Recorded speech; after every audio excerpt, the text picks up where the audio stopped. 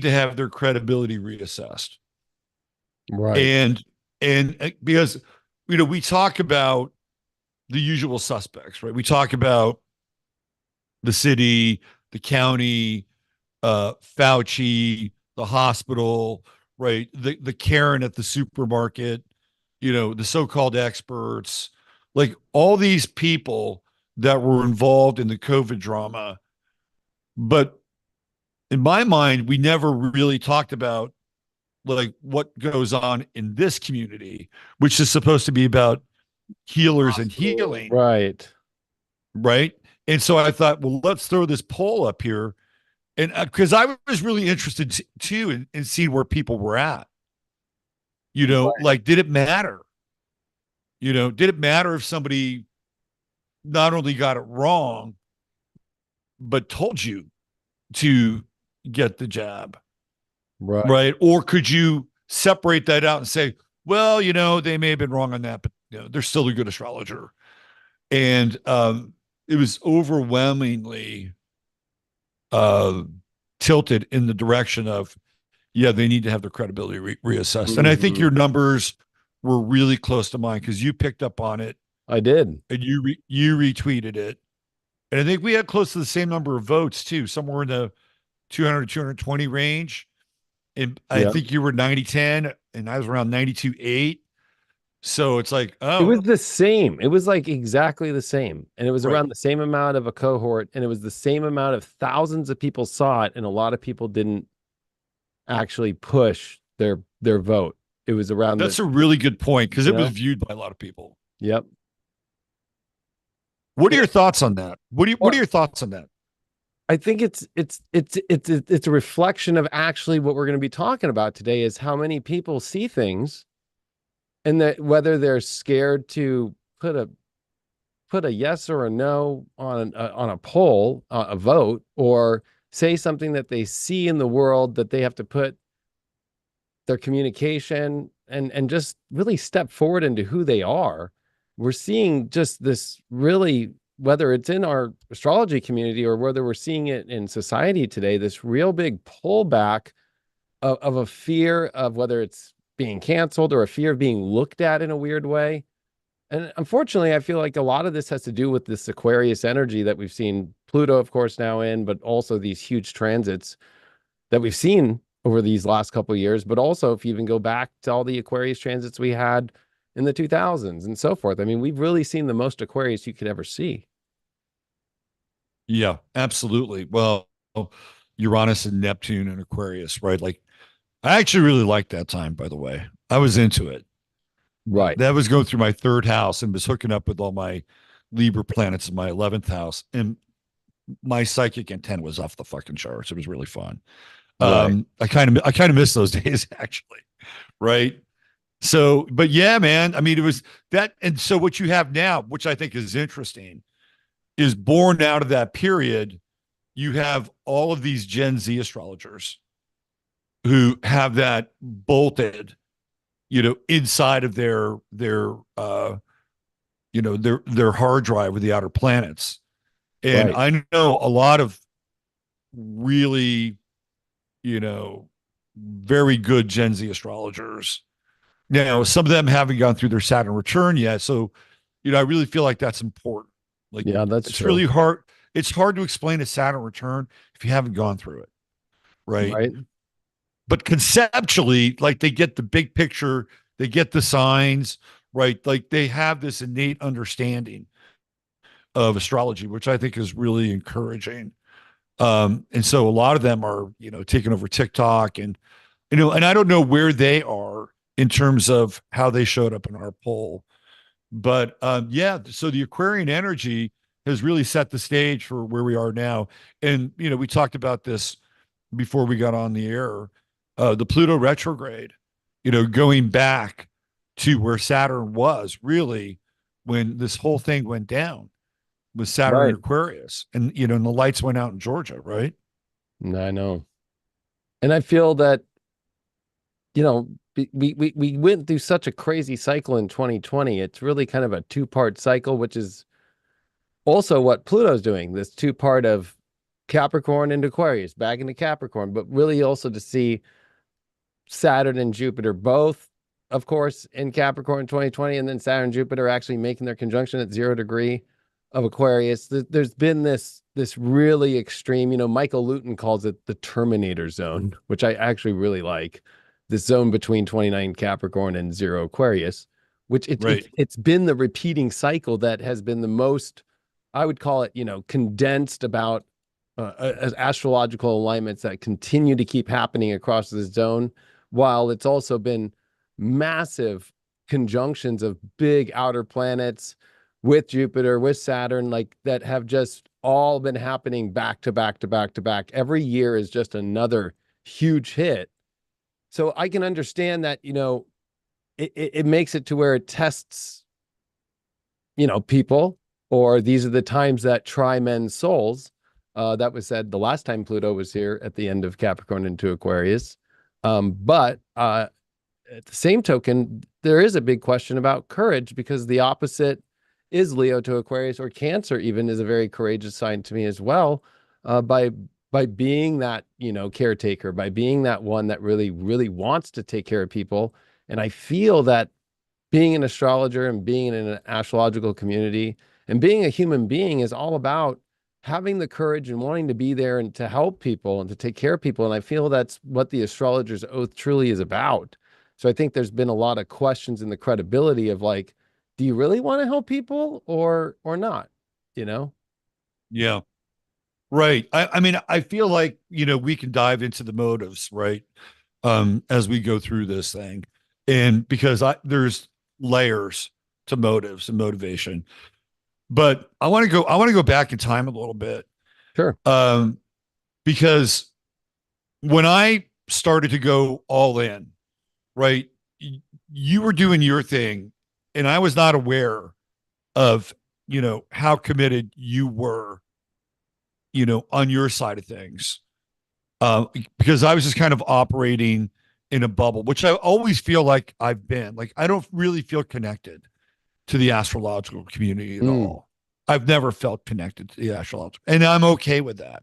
Right. Right. So I don't feel I like mean, I you have. were the astrologer on Gaia to start. So, I mean, you are kind of a big deal. Don't Well, sell I know, yourself but I've short. never felt like, I have very few relationships with quote unquote professional astrologers. Like, you're one of the few. And I don't, and I don't hang out in astrology. I mean, William Steck Evers and I have a relationship, and I've known him for a long time. He used to be on my show, and there's a few other people, right? But it's like, I don't know, maybe it's my Chiron in Aquarius in my third house, but I've always felt like I've just been sort of like on my own track and not really caring a whole lot about like what was going on out there with a bunch of other people. So what I want to go back, and I want to ask you, like, what was the moment for you? Because you had a lot of stake, and that's what I put on Twitter. And I said, I'll always respect you for the fact that you laid it on the line, and that you were probably at the height of your popularity coming in, I right? I was. mean, yeah. And so you made a conscious choice.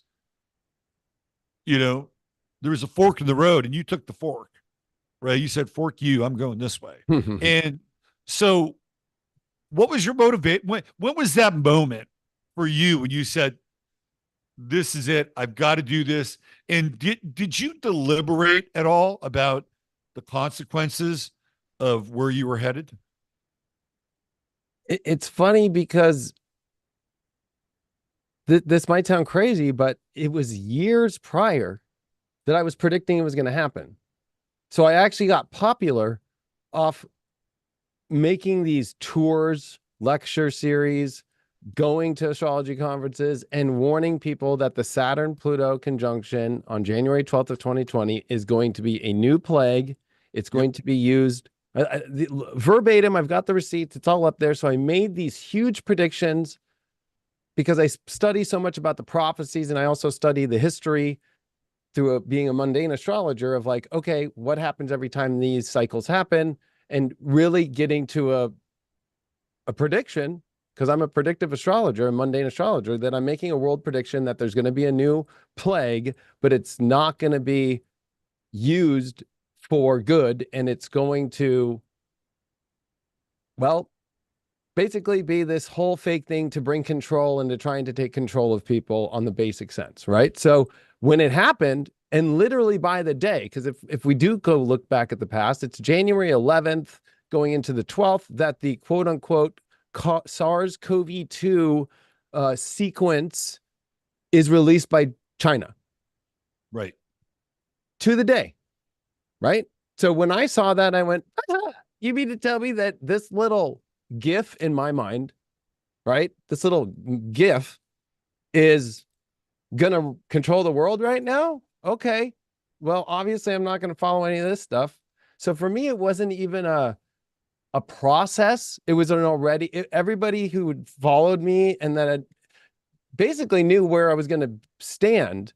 But then I didn't realize that, no, they're not. It was 2 weeks prior on the eclipses, because we came into those eclipses right before that Saturn-Pluto conjunction. There was a lunar eclipse in Cancer that was the day before, a day and a half before. And I said, there's going to feel this split in the collective. And it's going to be weird to do horoscopes where I'm going to feel like that the whole collective split into like, there's this team and that team. It had nothing to do about politics either. But I was referring to it with Neptune being in Pisces, with Saturn, and because 2019 is really the most magical year of like Jupiter and it's all these places in their home sign. We saw Mars in Aries. We saw while Jupiter was in Sag. We saw Saturn in Capricorn. We saw Neptune in Pisces with the perfect sextile multiple times. We saw so many amazing transits, but then it was this Neptune split that I kept looking at. Neptune 19 degrees Pisces brings out the witch trials. It brings out in 1692. It brings out this kind of split in direction. It's also the same energy that brought in the split in the Civil War country, the real beginnings of what we saw. And it's moving into that, it's moving to that scorpionic decan too, right? Yes. And going into the underworld and people really having to deal with their fears and mortality and all the things that go along with it, right? Yeah. And hidden motives and all that cloak and dagger shit. Yeah, so I would say that I knew it was going to be bad for me as far as like I'm gonna take a risk, because people started being like, this isn't high vibrational. And I'm like, because I run High Vibe TV, and I'm like, I feel that truth is high vibration. And it was that North Node that was leaving Cancer and coming into Gemini mid 2020. And I said, listen, all that's going to be matter is the actual facts and the truth. And with Neptune being in Pisces, and to have these big square energies to a North Node Gemini, and plus I was coming into my nodal return, right? And Jupiter was returning during this whole entire beginning of 2020 for me. I was in my Jupiter return, right when the North Node is going to return that same year or following year, right? So it was like, this is my big moment of truth. And it's also about the truth. I'm not going to get lost in a belief system. And I told people don't get lost in belief systems either, because it was South Node Jupiter, South Node Saturn, South Node Pluto, and then also the planetary South Nodes of Saturn and Pluto. I was like, this is going to be the biggest deception of all time. So to me, I felt it though, when people started to be like, taking the narrative that they're hearing from people like Chris Cuomo today, who's literally backtracking on everything on CNN and everything like that, actually freaking out like I'm being the bad person. So it was happening before misinformation and all that stuff, you know? So were you surprised at the friction and the hit that you took from your people? Like, because you knew you were going to take some, right? You knew you were going to have some collateral damage, but were you surprised at how much that occurred? Yeah, because 2020 wasn't that bad. That was actually the peak. People wanted to go, what's this whole thing? He predicted it. And then I did a series of specials in 2020 called like What's Next, and then Shattered Reality. And that's where people flipped out, was especially when the election, that was when you and I did our first video. Yeah. It was after that they were still on my team. And believe it or not, it was April of 2021. I had never reached the highest amount of paid subscribers, doing 1 million. I'm the only one to do a tarot video that hit 1 million views, right? Still, it's kind of crazy with astrology and all that stuff, like doing million of views for astrology tarot videos, right? And the second I did about the vaccination coming out, being like, this is not, and this is me before it's out saying it's going to be shattered reality. And people are going to buy it for years and think that they're fine. And it's going to literally be the whole glass ceiling is going to crash on the whole entire world over these 3 years of 2021 up till 2024. It's just going to shatter everything that you thought was true was going to be false. And it's going to, and I went, of course, into some really crazier stuff, of course, because I'm not afraid to say what doesn't look good and to use the astrology. And people really retaliated by unsubscribing, throwing me out there as being, I don't know, crazy. And then at the same token, conflating it with my personal life, like, well, he's lost it, he's gone through a divorce, he's gone psycho. Right. You basically broke from the pack, and Completely. that's what happens when you break from the pack. For me, I was really interested in this eclipse that had taken place in, I believe it was, I think September was, no, it was early December. It was early December of 2019. And there was this eclipse, a solar eclipse that went through basically Hong Kong and China. Like it actually went through Wuhan. And I was doing a show with Heather Eland, and I was looking at this eclipse, and I'm thinking, okay, well, there's a lot of stuff going on in Hong Kong right now, right? Because there was all that, unrest happening in Hong Kong. But I kept looking at this thing with China, and I'm like, something is going to go down with China with this eclipse. And if you go back, so for me, like, the journalist part of me went back and said, oh, well, what did they do in China in August of 2019? They made vaccinations mandatory in China, right? And then in September, they started hitting everybody with the vaccinations. Yeah. Right. And then they had, what was it? The Armed Forces games that took place over there. Right. So all these things are starting to happen. Right. And I'm kind of clocking what's going on with China. And the Saturn Pluto conjunction had been on my radar for a long time, and I knew it was serious. Like I would say any astrologer that's a professional astrologer had it on their radar, right? You'd be surprised, David. You'd be surprised. I was at an event at the Austin Astrological Society, and so I was asked to speak. I was one of 3 speakers that day. And there's a guy who spoke before me who had been an astrologer for a very long time. Like when I used to come to Austin back in the mid 90s and do tarot readings at the Whole Life Expo, this guy was an astrologer and he had a booth next to me. So I remember him from then, and we would talk. Right. And he gave his presentation, which was quite awkward. And somebody asked him, well, what about the Saturn Pluto conjunction? And he said, it's over. It's done. I'm like, whoa. And then he walked out of the room. It was really weird, right? It was really weird. So I've been clocking Saturn Pluto for a long time. And it was like, okay, number one, this is the height of a corporocratic grab, right? This is a huge power move. Yep. And I knew that was coming, right? And when I was there, I put the word time on the chalkboard and I circled it. And I said, we are about to run out of time. Like time is over. And where you're going to be is where you're going to be. Yeah. When this period of time stops. And that's exactly what happened. Right? It is. Freaking time stopped. That, like, the Chinese didn't even celebrate their New Year. New Year, which was the year of the rat. Yeah. Yeah. Right. We're both rats. I know. And we lost out on that shit. Right?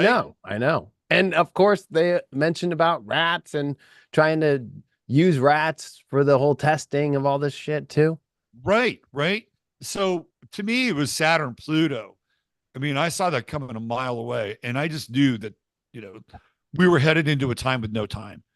And wherever you would be, you'd be. And to me, that was the lockdown, right? And then it happened, right? 311, Yes. 311.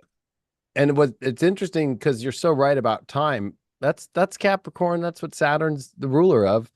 It's about Chronos. It's about time has, when you see that much Saturn, Pluto, Jupiter, eclipses, South Node, it was obvious that it was going to be the end of what we knew time would be forever. Like it was done. Exactly. It was never coming back. And so that's where you still see people today in 2024 going, when's it going back to pre-2020? It's like, Right. what do you mean? That's over forever. We are, and I think that's part of the problem is that people are trying to chase the past. And then they get more and more disgruntled every day by that. Yeah, they're trying to chase the past and they're trying to insulate the future. Mm-hmm. And I think that'll be part of our discussion as well at some point. Well, so when I found you, it was when you were outside every day in your backyard doing your dailies in the mornings. And it was funny because it was when you were my good night story because I usually go to bed at like 6, 7, 8 a.m. Right. So for me, Right. I'm like closing down and going, I got Robert Phoenix. And you were bringing a community of people together and you were willing to talk about what was happening in the world, relating it with the astrology. And I'm like, thank God there's somebody else out there. I was so happy I found you. It was like thank God there's somebody else out there that understands what's going on. I'll never Yeah. forget that because it was impossible to find. It was impossible to find. Yeah. Um, you know, it was like a 5 alarm fire that went off in my head. And it's like, this is it. This is our stand. And we have to take it and we have to use every available tool at our disposal. And for me, it was very personal. It wasn't just, getting on YouTube and talking about it. But it was also living it out in my daily life as well. Because, you can't, in that regard, you can't separate church and state, right? Right. And I lived in Texas. I live in Texas, so it was a little bit easier, but Austin and San Antonio were not user friendly at all. Mm-mm. So we had to navigate those hell realms during that time. But it was really important for me, and I felt I felt connected. I felt connected to the world, and not through just YouTube, but and maybe this is what Saturn and Aquarius was doing right at that time. But I felt connected to the world in a way that was really personal, right? Mm. So what people in Australia were going through, Oh yeah. or people in Canada were going through, or wherever they were going through it, like I took that personally because there's one thing I fucking hate more than anything. It's a bully, right? Yes. And that's what I saw. I saw all these people getting bullied. And it's like, and I just thought this is such bullshit. Right. And it's like, it's now or never. And I would also like to say that it bugs me, bullies, like a lot, but what bugged me even more was it was bullies cloaked in this that I'm not a bully energy and that I'm superior to you that doesn't follow the narrative, right? It was like this. I'm not looking like a bully, but I know I'm one, right? Like this whole facade of being higher than mighty and bullying and also forcing people and also advocating for freedom and all these things of being a free soul and being a free human and expression of all these weird things we see in the world today. Yet when it comes to this, anybody who dissents on this, you don't get to live a life. You don't get to go get health at all. You can't go to a hospital. You can't do nothing. You are going to be out of society forever. And they were hoping and saying it forever. Yeah. Yeah. Mars was in Aries for the majority of that time, Yeah. right? And you And with had the it up. retrograde Mars in Aries, yeah. Yeah, right. And you had it up in your ninth house, right? Isn't that where it was? Yeah, well, yeah, I was in my yeah. I mean, I'm a double Leo, so a whole sign to, but if you were to use equal, if you were to use Placidus, I mean, I'm late Leo rising, so Right. it was in my eighth and the ninth. Eighth house. Well, Yeah. yeah, that's where my natal Mars is. But it was engaged with your Leo planets, right, along the way. Very much so. It was actually the best. I called it the best retrograde of Mars I'd ever felt Yeah. Yeah. And because that and it gave me a that lot of strength to say the stuff I was saying before the shot. Because we right. have to remember that was the other thing I was telling people. I was like, are you really going to take something that is being done during this Mars and Aries retrograde? Are you going to be doing something where we had a Venus retrograde in Gemini in 2020, which was the first one that piggybacked 8 years prior of 2012? That was the last Venus eclipse. I was like, Right. this is not, a famous celebrity astrologer on a panel in 2020 was saying it was a great year to go get married in 2020. And that was another sign for me being like, hey, a lot of this community just doesn't actually believe that the world will reflect the astrology of what the astrology is saying. Right. Yep.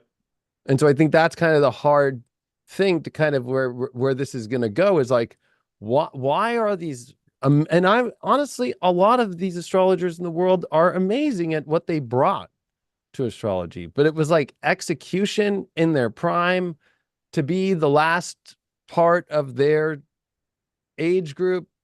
The old guard, that's not a bad term. People think it's a bad term. The old guard is actually a really good term, right? It's like the last that brings your wisest wisdom and holds down the wisest wisdom to continue on, whether it's astrology or whether it's some sort of philosophy or anything, to continue to bring it on to the next generations to come. But to watch the old guard completely They either, just tapped out, man. yeah, They tapped out, right? I yeah, mean that or sidestep astrology and say, no, I'm not going to mix astrology with this. It was like, excuse me, this is the most important and most intense moment in all of our lives. I don't care how old you are. Nothing like this has happened. This is where you bring your best talent and skill. You're trying to tell me that you're going to throw it to the side? yeah. Yeah. Yeah.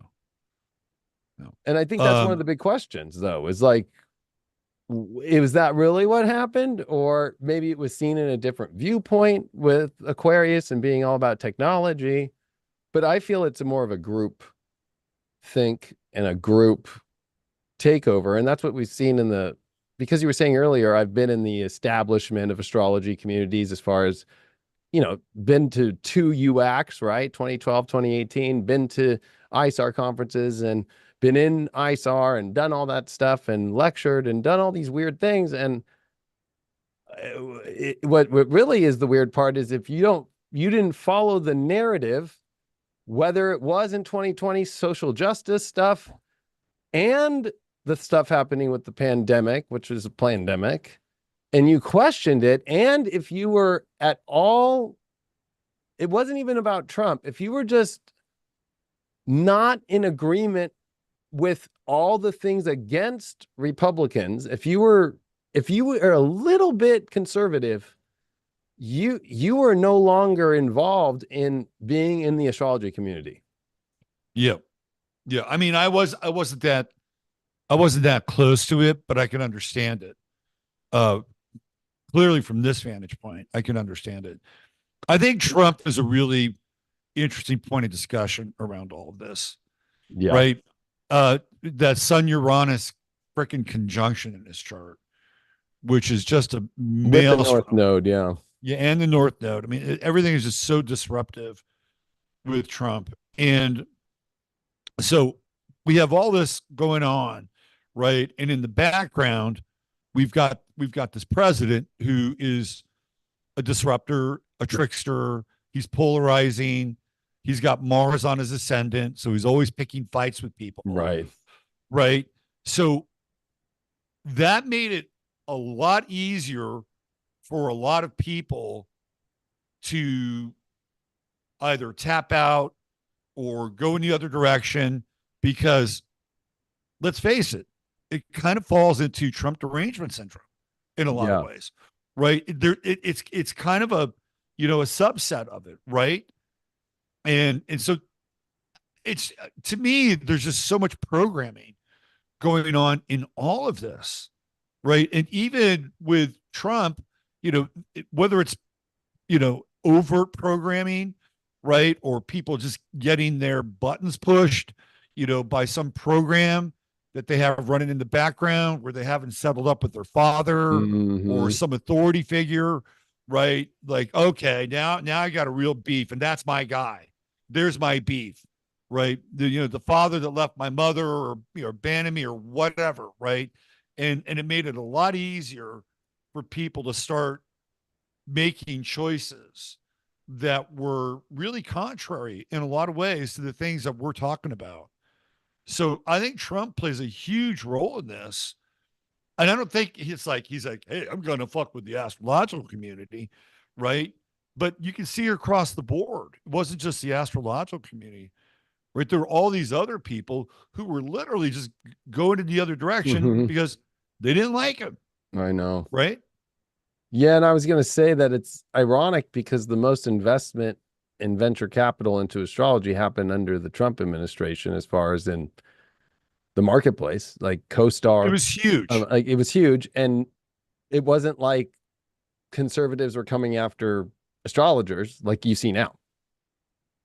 Which is ironic that under Biden, you see astrology being demonized. You see the most spiritual people coming out and saying, I've left astrology and I've become a Christian and it is evil, right? Like all under Biden. This didn't happen under Trump, right?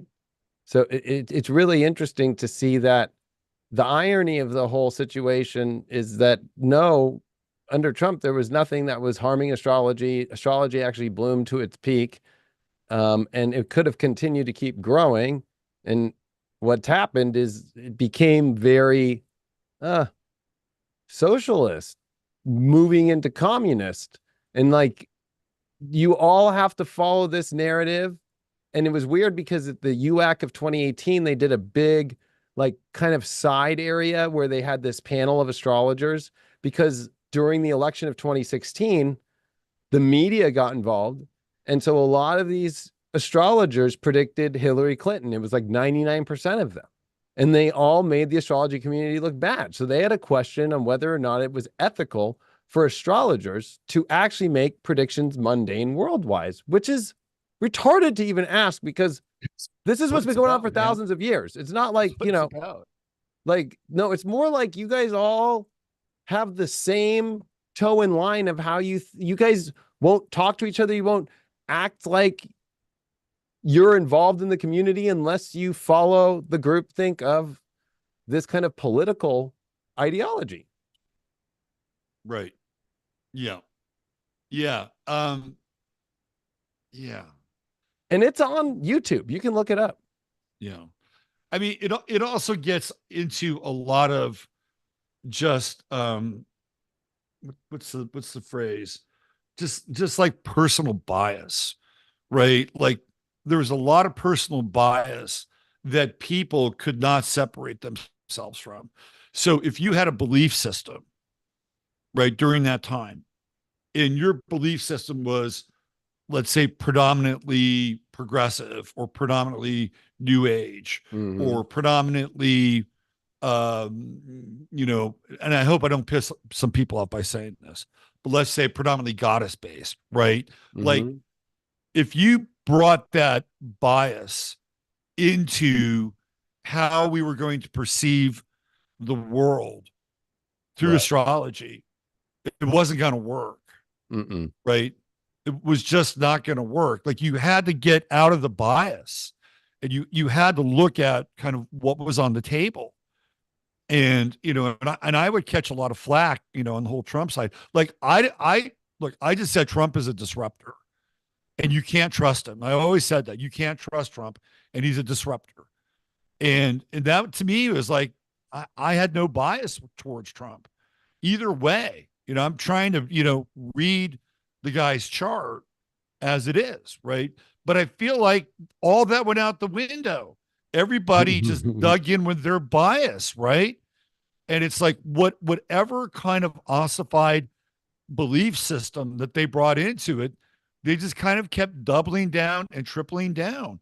And then ultimately it leads into healers and astrologers saying, get the vax. Get Or the vax. and that's, I think, what the irony again would be is Trump's the one who launched Operation Warp Speed Right. with the military. So Right. what did you hear during the campaign of 2020? Joe Biden, Kamala Harris saying, don't get this shot, a Trump shot. So if it's ironic because like, I like Trump. I think he's a unique character. I think his chart's one of the most powerful charts I've ever seen just as an astrologer. It's just so, whoa, this is not normal. And I thought he was a good president. But that doesn't mean I let my bias take over as an astrologer. When I looked at all this, I'm like, I don't care how much I think Trump's funny or that I think he's a good president. I ain't taking your stupid shot. Right. Yes. Like and I told everybody, like, don't follow and lose yourself into that. So like I was always very authentic of like, yeah, I think Trump's cool. I like him. But I don't agree with this or I don't agree with that. That, you know, it's like okay to like somebody and then also not like policies, because really it was a policy choice. Right? It was a policy choice, but it was also kind of like one of those things that I was like, okay, like this is a moment right now that we need to see, because I was looking at all the old Civil War transits and what we're in, the Revolutionary War transit where we're in, and I'm like, okay, well, this is going to be really weird because it really did feel like when you and I did our first interview in December, I think of 2020, and we were talking, we were in between this whole moment where the whole world didn't know where it was going from a pandemic, and also at the same token with the government, with a contested election. Right. That I said, okay, it's going to be whatever looks like it's going to take over is going to be the dark energy side. Like it's just going to look like it's just going to take over. And so everybody said Trump isn't going to leave office. That didn't happen. He did. You know, January 6th was a very volatile day in the astrology. I mean, it was like, oh, it's terrible. I couldn't believe that, you know, I remember telling people, I'm like, this shit's not going to go down well. I'm like, January 6th is not going to go down well. Just days before. That huge that Mars and Taurus transit. I know, exactly. Afterwards, right. It was just brutal. It was like, you know, just it was the writing was all over the wall. That was gonna be a bad day, right? So well, here we are. Mars and Taurus is back again. It is, and you know, I feel that there's a lot of reoccurrences kind of happening at the same time right now with all this Gemini energy. Like the Sun and Venus in that inferior conjunction literally was at 16 degrees with that new moon, right?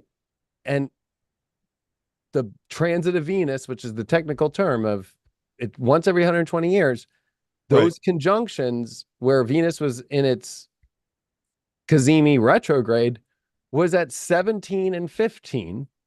So 2004 was at 17, 2012 it was at 15. The one that we just had, what is not a retrograde, was at 16. The Mercury retrograde that's stationed direct in Gemini of 2021 during the Saturn Uranus square was at 16 Gemini. So everything just hit to kind of like what I've been predicting as the shadow reality hitting its point, and then the Ninth Circuit Court just said, yeah, this ain't a vaccine. Right. And again, I think we're in Pluto retrograde territory here too. Yes. Right. So man, I mean, so much has happened. So much has fucking happened. I mean, just look at how many celebrities or even government officials or even the CDC director came out and just went, yeah, we knew it didn't work. Or, yeah, you know what? I was on the wrong side. But it's so interesting to see in the astrology community, just it's secretly talked about by throwing events and in 2024, forcing you to take a COVID test, which I have searched everywhere I can for events across America. There is no other event in 2024 that is testing for COVID except for the astrology community. Right. That's the Norwalk event, right? That's what you're Correct. talking That about. just happened 2 weeks ago in Right. all of America. You sent me that in a tweet. I was shocked. I had no idea that like they were that um like fucking hardcore about it still. And if you somehow tested positive, you could watch on Zoom, but you couldn't go. Right. Like if you And traveled all you the have way to to bring your Seattle, own test. bring your own test, right? They had an area that they separate everyone, and then you wait like for 30 minutes because they're used to that by getting the shot. Okay, get the shot and wait 15 minutes. Right. Right. So I mean, honestly, it brings up Neptune Pisces last time around, just kind of like treating people as like you're not in unless you're the right color skin or you have the right shot or you have the right COVID test. To me, Right. maybe they're not at the same level, but it's a similar feeling. And you're either in or you're out, and we're the elite. And they also do it to purposely not allow any astrologers with a different viewpoint, especially to talk about these sensitive subjects that they got so wrong, right? To even be allowed to go because they know we're not going to take a test. Yeah, that's the other point, right? It's almost like, it's roped off, like they've got emergency tape around the whole thing. It's like, no, sorry. Intentionally. Yeah. That's I've never seen that in astrology before. In even just like looking at every old book, William Lilly would never have done that. I mean, Nostradamus, John Dee, they wouldn't have done that. We're at a place to where we've never been before, that you have a majority of the astrological community intentionally making events to where they know anybody with the opinion that has embarrassed them, because they know they're embarrassed. They just want to just say, don't ask, don't tell, don't look, don't let them come around. And they intentionally do that. That's the only thing that actually makes sense. The other thing Yeah. too is that at the same token, as they do that, they won't address the astrological understandings of why that they are still doing it. It's like they're stuck in a loop. Well, there's more to it, but they're kind of stuck in a loop. Right? Like you don't go to nursing homes and they're just sitting around wearing masks. You don't go to sports events with, let's be honest, 10 to 20 times more people on the minimum. Right. And at people old and everything, because I heard some of the excuses come through the community of like, well, there's older astrologers there to protect them. Well, Which is if they're vaccinated, what's the big deal, right? Right. Right, exactly. But now, no. And then the other thing too is the test don't work. I mean, Yeah, that's the other side of this, right? I mean, what if you have like a false positive and you spend all that money to go there, right? To fly to right, Seattle, exactly. get your hotel room and everything, and you get a false positive, and now you got to be in your hotel room on Zoom, and you don't have COVID, right? But you have a faulty test, and now you're kind of out. Back when all this was happening, right? Back when we were in the heat of COVID and we were in the heat of George Floyd, that true node was in Gemini. It was. And it was like it just split the atom of this country. Mm-hmm. And then when all that trauma is in the background, right? And you have that true node in Gemini, the south node in Sagittarius, it's like, hey, look, right?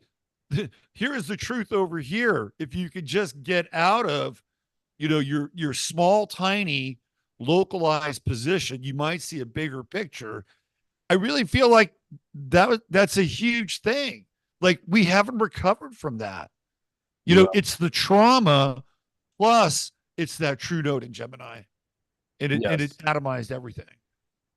Yes, and with Neptune Pisces too, that's splitting the conscious, the unconscious realms. And for us to become conscious, we have to see the unconscious. And so then you also get that weird Neptune effect of, well, no, this side thinks it's unconscious, and that side thinks that side's unconscious. And right, exactly. Right. And that's what happens. That's what creates a civil war at the end. Right. There's so much projection with Neptune and Pisces. There's just like huge amounts of projection. Like it could be anything you want it to be, if you want it to be, right? Right. You can And make up any story you want. that's where you see the diversity thing in the astrology community come out, which it's always been diverse. Like that's what's funny is it's off the merits of like if you're a great astrologer, nobody's not booking you if you're not the best astrologer, or that you're getting a lot. Let's say you put out a book or you got a great big TikTok. It wasn't like there was repression in the community, right? No, no. They created this through that. And then on top of that, so they have that, they have the COVID stuff. Then they also have this like weird thing where it's like an inside, I guess you could say track of just like, if it's politics. So if you're not like anybody who's on the wrong political side isn't allowed either. So you have like this trifecta of like, well, they don't have a vaccine. Okay. That's already a no. You can't be involved. Right. Oh, you're not part of the diversity thing, which ironically is I threw events through the whole thing. And I put, if you want to wear a mask, I don't require them. But if you want to, go right ahead. Right? It's about, if we're talking about true inclusivity and true diversity, well, then you include everybody. But what we've seen in the astrology community is you have they tried to put up a person to be like, I'm in charge of diversity and equity. Okay. I'm sure you know who he is, but he actually did come through where there was an event where they were trying to force the vaccination. It was right when the CDC said you can't do that anymore. And they were still trying to push it. And he at least did push. So I will give him the credit to that.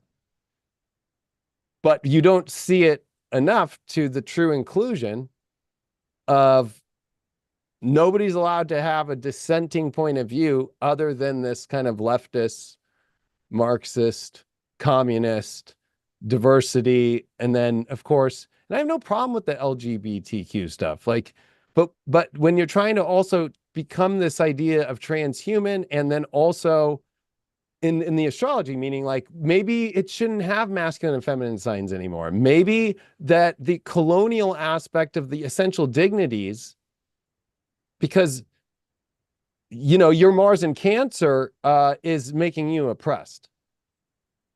That's the stuff that's being talked about. So this is all a byproduct of critical theory, right? And the cultural march on all the institutions.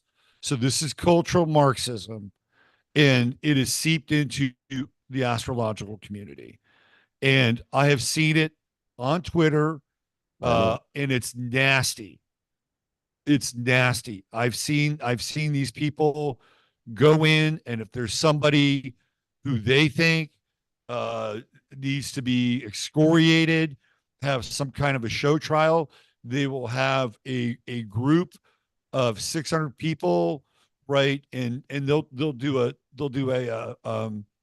whatchamacallit, a chat or whatever on Twitter, and they'll take somebody's chart and they will pull their chart apart, and they will dissect that person based. I've seen this, and it is terrifying, right? It's almost like a Chinese show trial. And we're not talking small numbers. There are like 600, 700 people, in that Twitter space going through all this. And it's all like looking at, Western Placidus astrology as being colonialist, right? And anything that anybody ever contributed to the canon of astrology who fits a certain profile, like a Dane Rudyard, or Mark Edmund Jones, right? Like, no, they can't be part of the conversation. And that's when Hellenistic astrology really took off. And, some people may like it, right? It could be their thing, but that became Hellenistic astrology became the through point for everything that we're talking about, because it wasn't Western, it wasn't colonialist, right? It was a system that was outside of it, and it's. I was actually kind of shocked to be honest, because like I said, I operate in a bubble. When I saw this, it was like fucking mean spirited. Yes. It was like gang stalking, like I had never seen before, and it was all done with this sense of, um, I don't know, just this sense of righteousness, right? This righteous indignation that, like, how could you? You're part of this. You're part of this system that oppresses us. It's like that's mind blowing, right? And if you go in there and you start to pull that apart, you will find more than likely a large number of people who were advocating for the mask and the test and the shot and everything else that went along with. I'm not saying everybody, Right. but you're going to find that there's a profile that matches and it fits. And it's like, you know, if you want to use astrology again, you whoever the fuck you are. I used to hang out with the Black astrological community on Facebook because they were cool, right? It was like whatever. Mm-hmm. I like these people. They like me. It's like here, it's this thing, right? It's universal. It's supposed to be universal, and in some ways agnostic. But when you turn it into a tool of social engineering, just like everything else that we've seen, it's really troubling. It's Because very troubling. I don't think anybody sat down and said, "Hey, you're going to go use Hellenistic astrology and you're going to use it as a tool of social engineering and you're going to tear down colonialism." Like there's no central commander on this. But yet it happened and it's still happening. Well, and at the same time, it's pushing that while also trying to rip to shreds traditional, medieval, and ancient astrology at the same time. Of course, because that's the roots of the West. Right. So, but the roots of the West are connected in the Arabic world. I mean, it survived because the West fell down. Right. So, all of astrology has an intersect at the same place. Right. Like it all does. Like the nodes don't come from Western, they come from Vedic, those Rahu and Ketu. That's an East and West mixture. The Arabic parts come from the hundreds of years where Western astrology was no longer Western, but it was the Arabs that kept it alive and brought their knowledge into it. So it really is insanity to actually call it Western astrology, as that means they haven't done their research, but to dissect it to a place to where you're oppressed because this system, which astrology is, you are dealt with the planets in the order in which they came at the divine time. It's a learning of a spiritual acceptance. I mean, to become an astrologer, to even accept astrology, you have to first come into the biggest spiritual form of acceptance. Right. Like, it's not like you can change it. Yeah. That's where tarot gets a little hard, because it's like, it's great, but it also at the same time, like, let me pick another card. Let me pick another card. Exactly. Let's start a different spread. Let me flush a little bit better. Right. So like with astrology, there's just, nope, that's where your moon was when you were born. That's where the sun was. Sorry, that's where your rising was, right? And it's about finding how to utilize these things. Just because it's at a fall or a detriment place isn't the end of the world. If anything, we learn sometimes when planets get into their more not dignified positions, because it shows the other side of how to deal with maybe where the problems can be in the dignified position. Right. So the fact that they use it now as like, you're oppressed. So that's not, the irony is they're still using it, but they're using it as an oppression and wanting to get rid of it.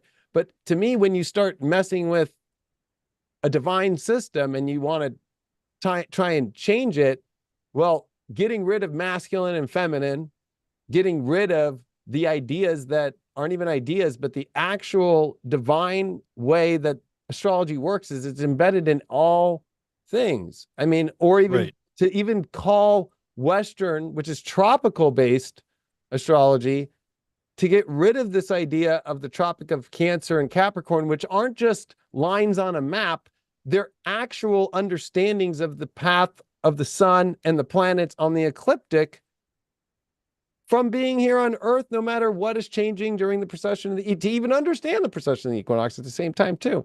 That it's the science astrologers are trying to get rid of the science. Right. And we've seen that across any number of disciplines. Right. We've seen that, right? Canceling. So they're canceling certain parts of astrology, not just astrologers, but certain parts of astrology. Well, we don't like that.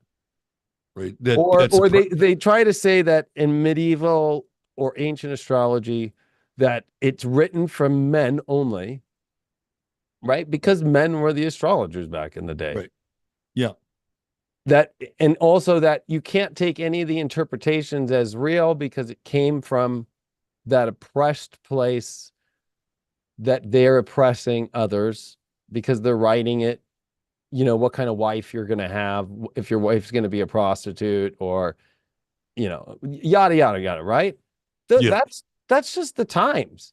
But more than not, they're right on one half.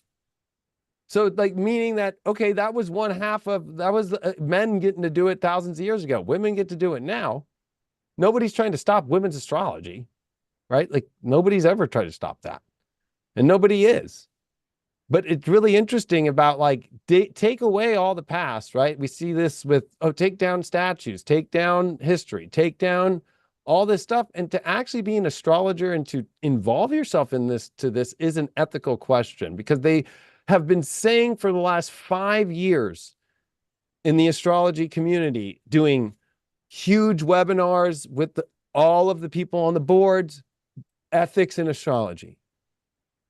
And a lot of it has been anybody who's a man or who looks Western, or because I was called, even though I'm Dutch Indonesian on my mom's side, that I am a white looking oppressor by this community. Right. That it doesn't matter what my genes are. It doesn't matter that my grandparents were born in Indonesia on my mom's side, Jakarta. Yeah. Okay. That my great grandparents are Indonesian, that my great great grandparents is like full blood, like Chinese mixed with, like you see their pictures and it's like, whoa. Okay. That doesn't matter. What matters is how you look. That's the other thing in the astrology community. It's now becoming about your aesthetic. And then we have, people like that are in New York creating apps that are for women and the LGBTQ only. So really, I've never seen it before where it's like my astrology and stuff is for this community only of people. Right. Mind-blowing to me. I think it goes back to that Trudeau to Gemini and everything that went down during that period of time, and the trauma that we all went through to some degree or another, right? And it became very internalized and became very tribal. And it's like we don't want to be a part of anything other than a group that supports our global view. Yeah. And I can say that that's also true in a lot of ways in conservative circles as well. Right? Like it's especially lately with right. religion and having to show that you're a Christian in order to be accepted, right? Right. Or show your allegiance to Israel, right? Or you're seeing it on the left, you need to show your allegiance to Palestine. Right. It's that polarization. Mm-hmm. And here we've been in all this Gemini, and and it's really been a very juicy topic to kind of dive into as far as me and just observing what's going on. When I don't think that you and I can be the only people in the world or something to come and say somebody's credible or that they're not, right? That's for people on their own to determine. But the conversation's not being had because, number one, we're not going to claim oppression. We're just going to do it, right? Like nobody's having the talk because there's too many people afraid to have the talk out loud. Right. And Right. the communities, especially the organizations, are very biased in their version only of what they deem ethical. But I would say, looking at it from like, there was astrologers putting like, Virgo, this is a good week to go get the shot, right? Going off this idea that the astrology said it was not going to be good. Okay. Going off that there's no ingredients on the fucking shot.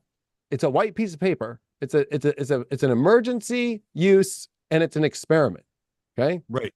And to put astrology horoscopes out there, like Virgo, great week to do it. Leo, maybe next weekend when the moon moves into Leo. Or Leo, you have the courage now to go get that shot. Right. Exactly. Right. Right. Yeah. Okay. Then there was cities using astrology. Ironically, it was like in Colorado, right? That was like, you know what? In order for us to maybe get the vaccination rate higher, we'll just show people out of the 12 zodiac signs, the percentages of which people who've got the shot got it based off zodiac. I don't know who did based that, on a live but event or something like that. It was based off just straight up like on the news. Like they were just like, look it. And the number one sign was Leo, which made me appalled, of course. But it made me go, okay, there's a bunch of Leos out there that don't know astrology that are just like, hey, I wanna go fuck and I want to go have a good time and I want to party. Right. It's just like I'm bulletproof. Give me the fucking shot. Right. Right. And like Scorpios were definitely down near the bottom. Like, nah, I don't know about this shit. Right. Right. Yeah. But I thought that was really interesting of being like, okay. Right. Like Leo at the top.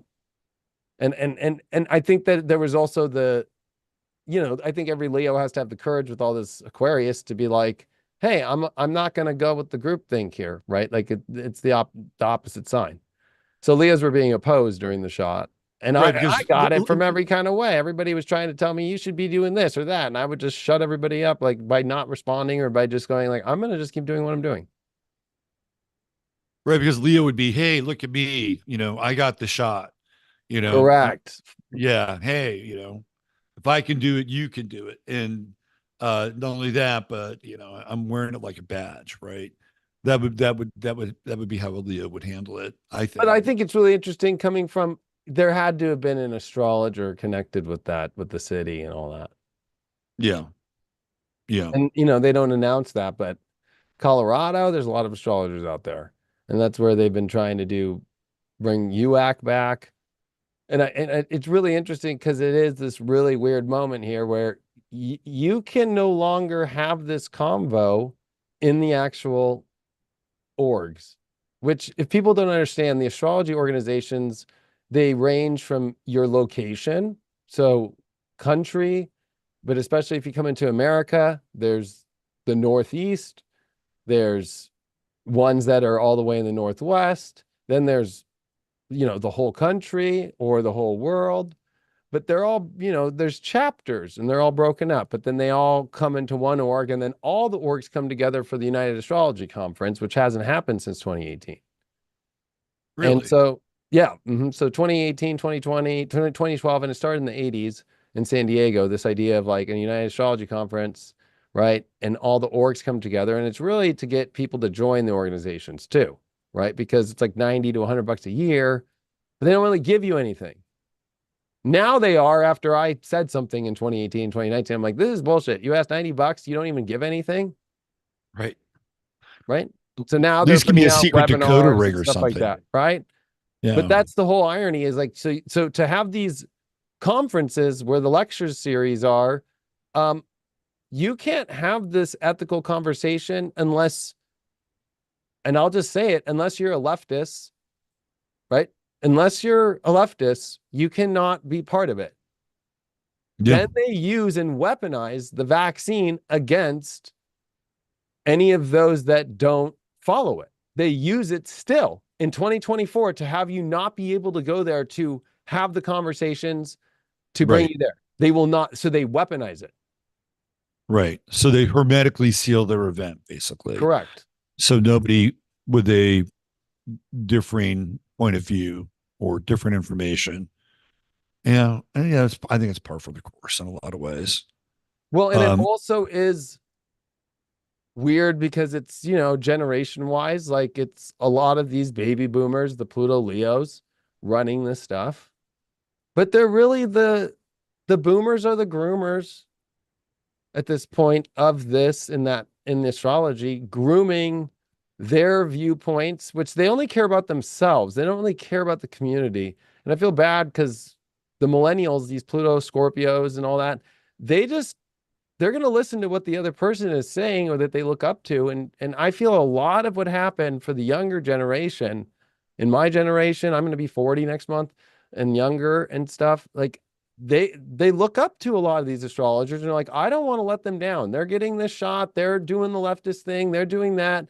They're okay. I'm going to do it because I want to be accepted in here. And really, the astrology orgs have turned into a yeah, we were groomer talking about this astrology. earlier, and when you I know brought we it were. up, it's And like I and I and I and I it and I made a brought lot it of up because sense. I'm going to go there. Yeah, it made a lot of sense when you brought it up and on both ends of the equation, right? From the quote unquote groomers who are trying to wring every last drop, out of their position and authority, right? And also staying in touch with a younger audience. I mean, that's the other part of this. Like, because as an astrologer, like I'll use myself for an example, right? Like there's a certain group of people that, follow my work. And I would say that they're probably somewhere between 45 and 65, right? Like that, every now and then I get some younger people. But, for instance, let's take somebody like Rick Levine, right? Rick Levine is, I think, in his 70s, if I'm not mistaken. And for Rick Levine to stay, and I'm not saying that Rick in his brain said, I'm going to do this, but for him to stay relevant and to continue to have a client base that doesn't age out, right? He would then connect in to a younger astrological base or younger astrological group. And that ideologically, right, that there would be a bond between them because they would share like a similar outlook or a similar philosophy or principle around the exact same thing that we're talking about. So then the question is, how much of this is economically driven, right? And linked to things like, future income moving forward and making sure that you have a group of people that, aren't going to age out, right? Well, I mean, since you brought up Rick, I thought it was interesting because he's a friend of mine and we are really close friends. And I thought this was interesting because he used the Mercury Uranus conjunction in his monthly astrology horoscope to say it would be some radical news around the world. And that was, of course, the day that Trump's guilty verdict came out, right? By the jury. So it was the first time in 4.5 years I saw the whole astrology community go, look at Rick Levine predicted something big. And it was all about Trump's guilty verdict. But after 4.5 years, you have not seen predictive astrology in all of the orgs and any predictions coming true. None of them until that moment. So it's not to put down Rick. It's like, of course, they show him saying it in April about when that comes, that's going to be a day that's going to be, rattling. It's going to, change everybody's ideas about things. It's going to be a shock to people. So it's like, yeah, okay, that's a receipt. But the receipts about the whole last 4.5 years, nowhere to be found. And then the people who do have the receipts are not allowed to show up at all, or aren't allowed to be part of that conversation. And in many ways, because I will just be a Leo for a second and say, I am that motherfucker. I am that guy that gets under other skin because they see, God, how is he on every panel and how is he getting it right? And how can he just keep replaying every year, another set of, I told you in 2017 on this date, I told you. It just is like in their face so much that they actually want to get rid of mundane astrology and prediction. And what would they replace it with at that point? Just touchy feely personal astrology? I mean, where do How they go with it? how to approach in a reading if somebody's in the LGBTQ plus, how to rearrange the wording of what, let's call it, traditional and ancient astrology's terms are. So you change the language, you change the thoughts, and That you then no you longer control look the at, medium. right? You no longer say that Aries is a masculine sign. Right. You say it's strong and got will, but you don't say masculine.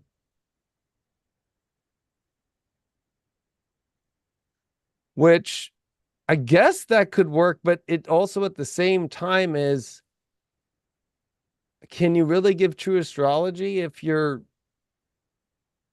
watching what you have to say about what has already been with us for since the beginning of humankind, and go farther back than Egypt, go Mesopotamia, go Babylonian, go so far back. That's not even about predictive anymore. It's about how to make you feel comfortable and to reaffirm, even if what if the astrology says that, as it's been taught, Gemini is to explore those areas temporarily. It's a sign of temporarily. It's not about long term. Right. Right? It's curiosity. Right. So if you look at all of the ancient astrology books, when it comes to this LGBTQ stuff, because it's been around for thousands of years, it's not like it's a new thing, right? Yeah. Especially Yeah. in Rome, it was a huge Right. thing. Yeah. But it was all said that it was a Gemini placements, and whether it's part of fortune stuff or 11th house stuff, it sometimes can be, but it's usually mercurial stuff and Gemini stuff. Okay. Right. That you're going to now just be there to affirm, even if the astrology says it's temporary, and not give, well, your Mars, Venus, not only natal like positions, but progressions. Like, let's say the person's progressed Mars stationed retrograde, and it was in Aries, let's say, and it progressed into Taurus and it stationed retrograde or something like that, right? Okay. Right. So it went into a detriment sign, it progressed. And then at the same token, their progressed moon is crossing that place and Saturn's squaring it in a transit, and their soul. Right? So it's like, okay, this is when you decided to do this. Okay, that makes sense. But where is this actually going? To have that conversation, not allowed to have that conversation anymore. They don't want you to predict people anymore. They don't want you to help people. Being a good astrologer is giving the question that might get you beheaded by a king or a queen, like John, Well, or you know what it or sounds. Nostradamus, or any of these astrologers of the past. You know what it sounds to me like, David. It sounds like it's a language of coping, right? That's what it sounds like to me. Because It's cowardice. well, I think it's like it's figuring out how to cope, right? And coping is like this kind of really kind of mid-level station of Yeah. living, right? That's what it's the language of coping. Like how do you describe a Venus Mars conjunction in a person where they can Hitler. be masculine and feminine, Right. right? Like you got to have that conversation with a it's like if you can't have that conversation about that conjunction, Right. it's like Well, like, you like Hitler, for example, he's a Mars Venus conjunction with the Mars retrograde. Like, it's like, okay, Mars in Taurus, Venus domicile, Mars at detriment. right. Right. Like looking at the basic of Hitler's chart, you go Libra rising, Sun in Taurus, looks like a very Venus-based, chilled out person. Of course, he He's an was an animal artist, but lover. He's an animal lover. exactly, he's a vegetarian. Vegetarian. But then you look deeper into the chart, and you have to be willing to look at these weird, because he has some of those weird things, or even the transitive, Uranus when it ingressed into Gemini and crosses Pluto is when he fucking went insane and he was shooting up fucking methamphetamine every day, plus a bunch of other shit and bull semen and everything else, right? I mean, it's one of those things to where you know, his own astrology, what it is Hitler's astrologers are what, and I'm not going to conflate and say the astrologers we're talking about, which is a majority, 99% are Hitler astrologers, but it's the same concept, the coping to Hitler, right? Like, okay, Hitler, it's okay. It's okay that you're shooting up all this shit right now. I Same just want to shit, see. same I just want to astrology see his. timeline. Yeah. I just want to see his relocated chart in Argentina. That's what I want to see. Or even if you go into that, you know, we're in a world that the explorative nature and the curiosity and the hermetic quest of truth has been lost, right? Right. You're not allowed to go there anymore. Right. And you're not allowed to be an astrologer, even when you have the receipts, even when you have hundreds of thousands of people following you. That's the other thing is what I found out in 2018, which I've made public, but it's been 6 years since I've talked about it.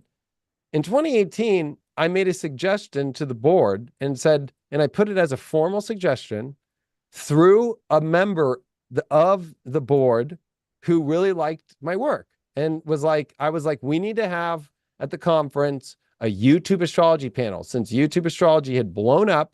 And I'm like, let's get the 10 top YouTube astrologers with that's like, I forgot, it was like 7 million or something people in total to come to these conferences to re-energize these orgs that are dying. Right.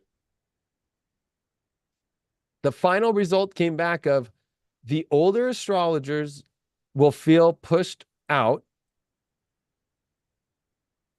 And you have to remember, a lot of these astrologers haven't done anything in astrology for 30 years, right? They wrote a book in the 80s about Mars, and they're speaking. And if they're a member of one of the orgs, and especially a board member at the United Astrology Conference, the largest in the world, 60% of all the speakers automatically are filled in because they're a board member and an org board. A Borg member? Did you say Borg member? Yes. Right. So it's funny because they talk about this oppression and all that stuff, yet they are mirroring the oppression that they're trying to go against in fascism and so it's become fascist. So they only allow a small limit. Then you have to be groomed as a groomer under one of those board members and be working for free and be a slave to the boards in order for you to get to that place, right? Then you can get a slot to talk. It's not off merit. It's not off what you're doing in the community. It has zero to do about any of that.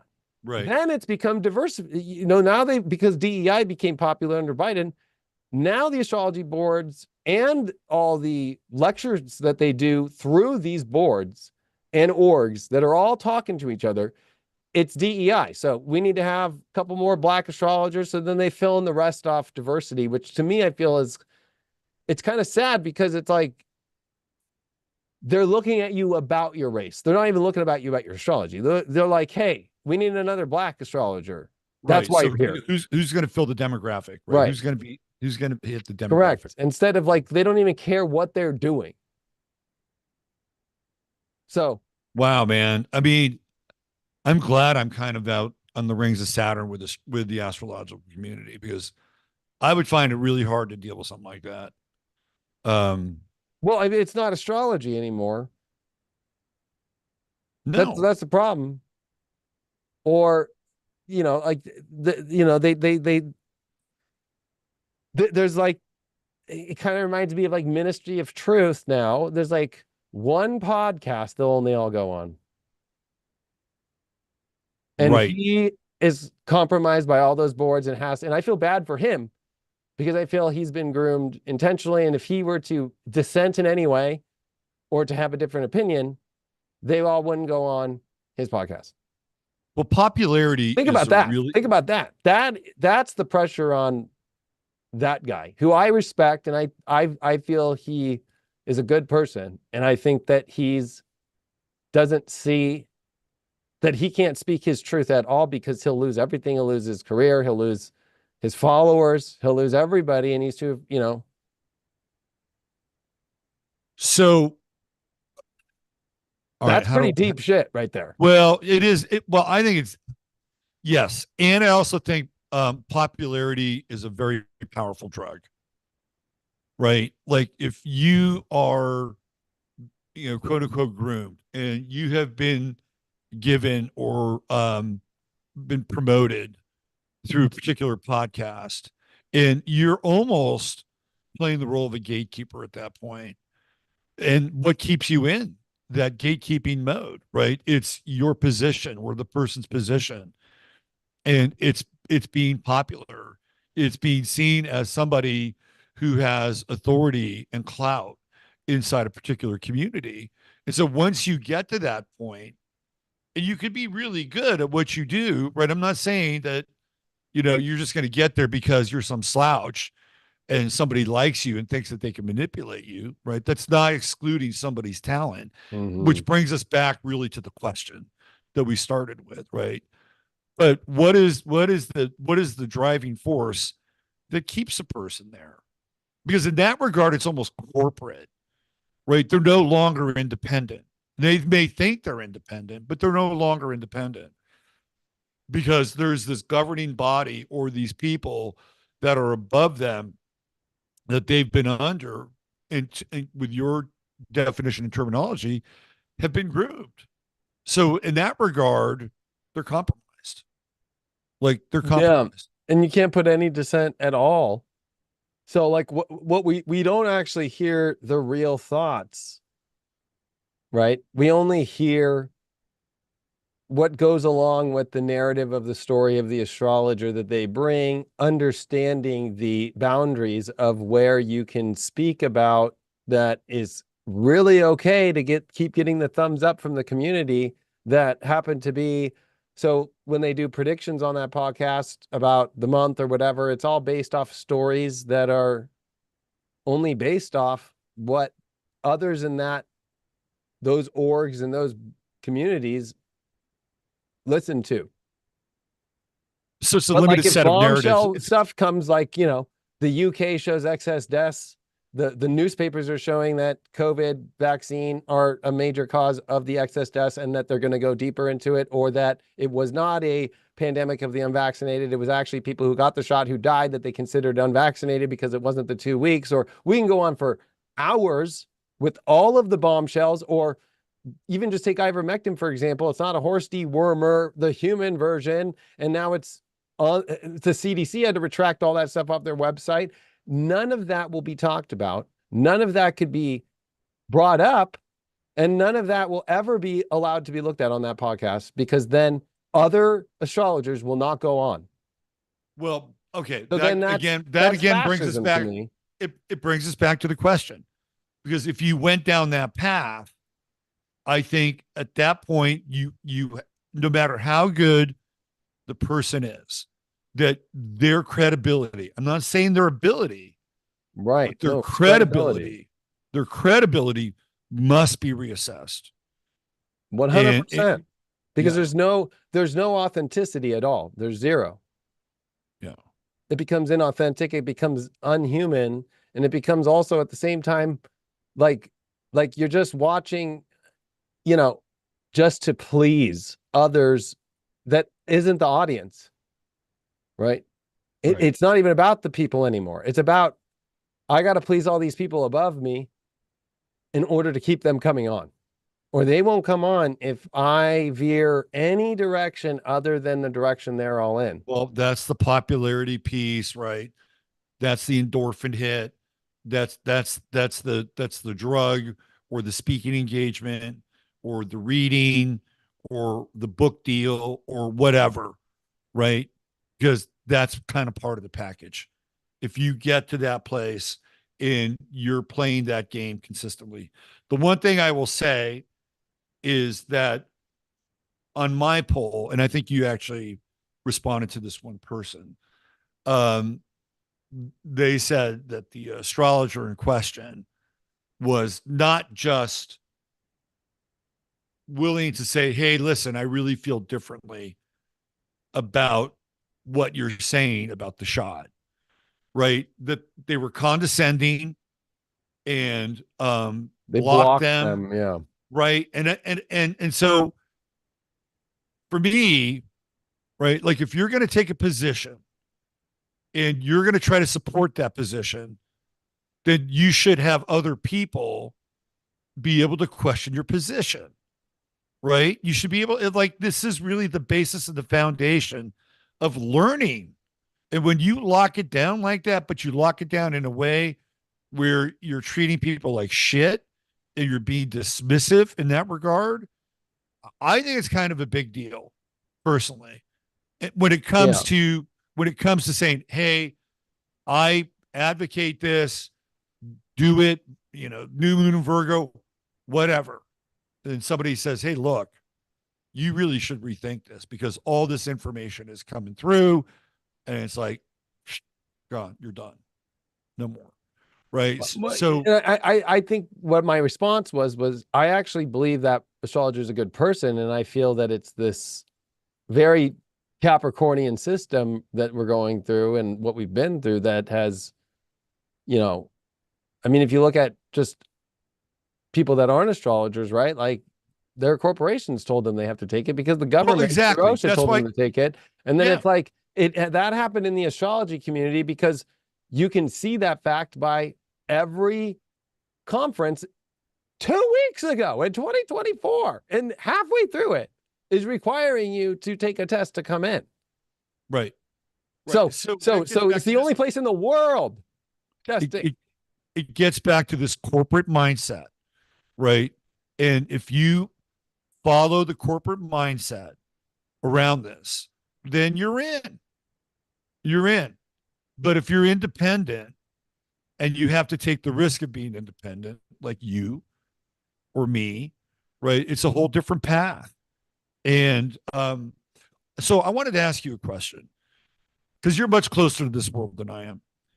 So, were there astrologers prior to the injection point that were different people than after the injection point? And I'm not even saying it has to do with the injection. I'm just talking about the event itself. Like, did you see like this person show up one way and then on the other side of like 3/11, 2020, they became a different person? I would say there were some, especially more of the elderly, Right. right? Um, but more so after 2021's entry, and especially when Saturn fully ingressed into Aquarius, that's when I started to see like, I don't even what is this? Like this is not the same person. It definitely the tribalism became very extreme. Um, I think there was a lot of animosity of like mischances by so many astrologers by using the Saturn Pluto conjunction to put out a prediction of what would happen. Like it was pretty, to me, it was pretty simple to put out all these predictions. But I think there was this feeling of missed opportunity. And then a lot of nervousness to put anything out until just recently. Oh, let's just start doing some history now after all this stuff has happened. Right. So it's more kind of like the changes, losing the courage to pull the trigger on badass astrology, that astrology is badass, and using it.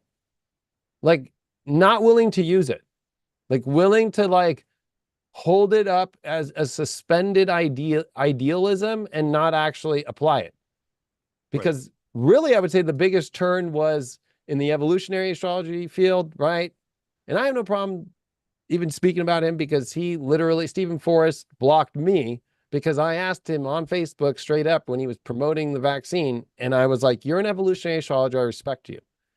Don't you think that evolution has maybe reached a place for us to take a stop and to look at what we're doing with Jupiter and Saturn in square to Uranus and Taurus, while Uranus is expositing Aquarius, which has Jupiter and Saturn in there?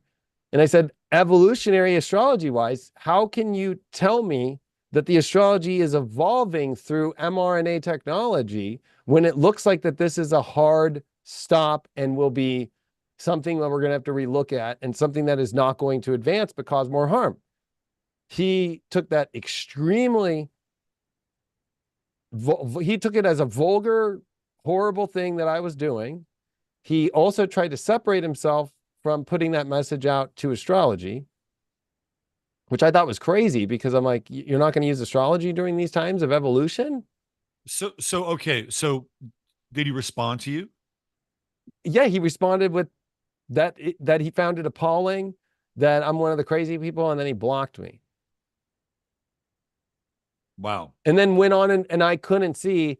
I would have to go through my phone of 2021, but people started sending me screenshots that he then made a post about me and what I had said and how crazy it was, and that astrology had lost its mind with people like me. Wow. I mean, that's really mind blowing, because everybody really looked up to Stephen Forrest, right? Like The Inner Sky, such a good book. And his whole evolutionary model was something that people really jumped on. Well, and And I think his, I'll call it like chart side manners, because like kind of bedside manners as a doctor, but like the way he right. spoke, he's very soft spoken.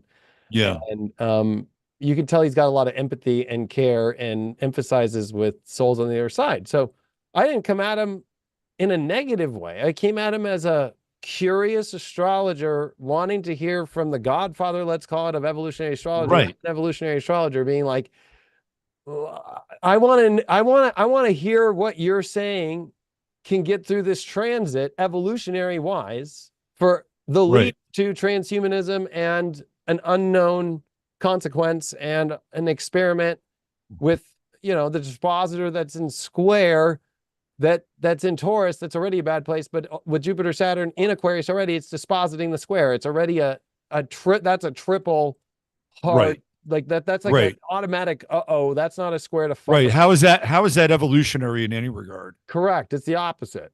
Right. In fact, when I look at Uranus and Taurus in general, it's de-evolutionary, period. Right. Exactly. And And then yeah, also the history of it. And I said, this looks like what Hitler did with the tuberculosis shot that didn't work, that he forced upon everybody when he became the Fuhrer and the Chancellor. And then he started to force all businesses to put flowers, and Zycom B was the chemical that was used as the pestent and to get rid of the rodents and the insecticide. And what happened? That's what he used in the fucking chambers. So it's one of those things of like, anybody forcing this right now is on the same exact position of where Hitler forced injections pre Holocaust and World War II at its more, let's say, wider extent, right? Like the build up to it just starting to go mad. right. You and I have a little bit of a differing That's narrative okay. I'm just saying on that that time frame, but I right. understand what you're saying. I Or understand what you're saying. whoever did it, that something weird happened. Right. Right. I understand what you're saying.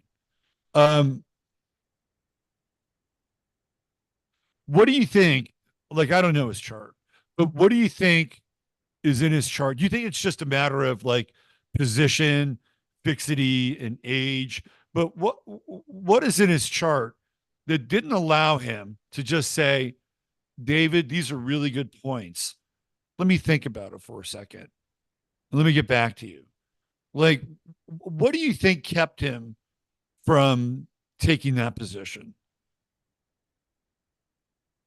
Well, I know I don't know his chart. I know he's a Capricorn. Mm, right. And to have all that stuff in Capricorn, right? Yeah. That I don't think he even knows who he is.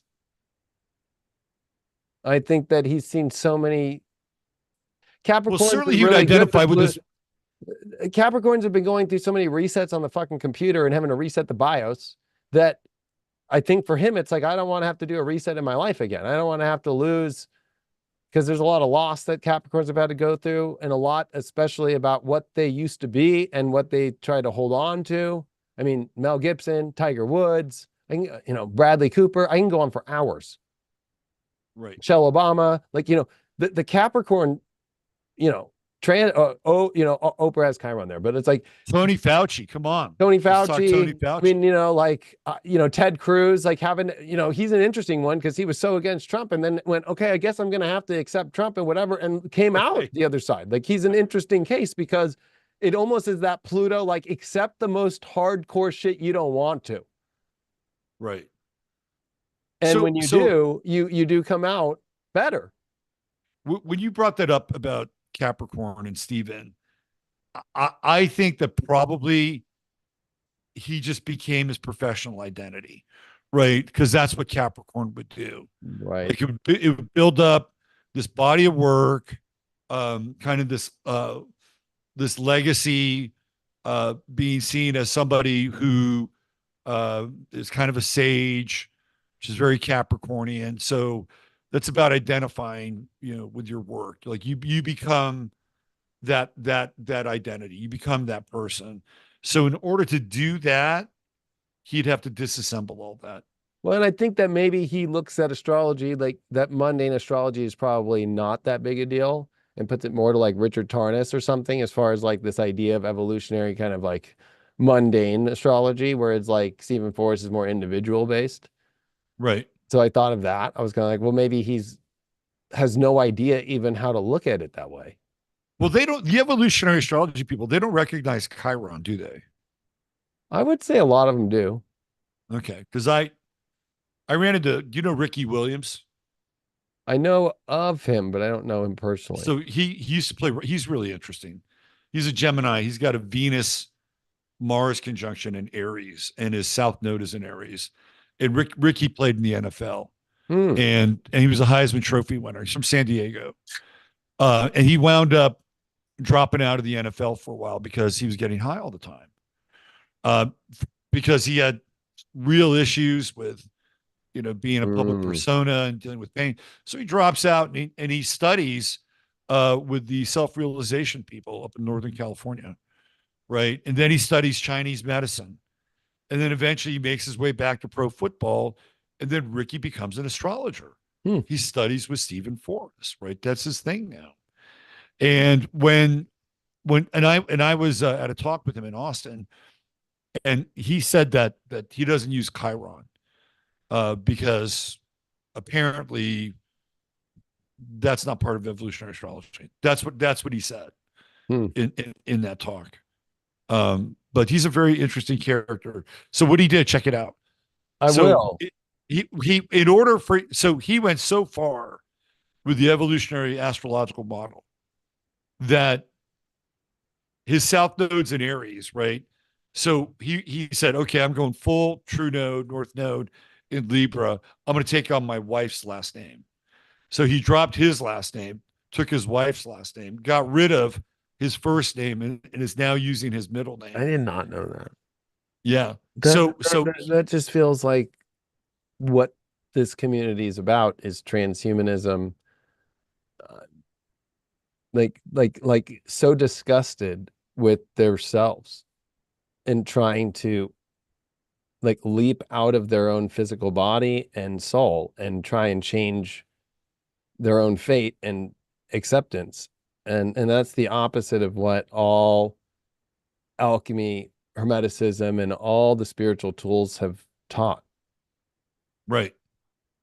Like the denial of yourself, the full also denial, just like it's like self-persecution. It's excommunicating yourself. It's like, yeah, it's like you're saying goodbye to Mars, you're saying goodbye to Venus, right? You're saying goodbye to, the trine to his Gemini I bet you he sun. threw like I bet you he didn't have a toolbox. I don't know if he had a toolbox, but I bet you threw his tools out too. I don't know. I think Ricky got into weed. I think he got into like being a distributor in California. Right. I think that was that's his new thing along with the He's a nice guy. I like him. I like and everybody we're talking about, again, I keep looking at this isn't about, there is a serious credibility question that's an elephant in a room that can't be an elephant anymore. Right. And what do we do with it though? That's the question. What do we do? I mean, I just think people have to actually, because we've been willing to start the conversation, think for themselves and ask these people, like, you know, what did happen over these last? Why did you recommend it? What is your feelings now about this? Right. Why is the astrology community only focused on everything that happens to do with just this really extreme television, you know, televised way to live? Like, where's the spiritual, you know, look? Where's the inclusivity? Where's the, you know, like, because I think it's not, you know, I think for them, they have to look at it in themselves. Like, why are they so afraid to have the courage to talk about any of these things when they're seeing it happen? And you know what? The best way to deal with anything, if you say something that's as extreme as you're going to be okay, and then, you know, you don't know how many people could have gotten hurt. Yeah, that's a really big piece around all of this, right? Like Like when I told you're people don't you're get it, taking I'm on saying go you're do taking on what you so want. much. I'm not going to go get it. This is what, if you want to listen, then listen, but you make your own choice.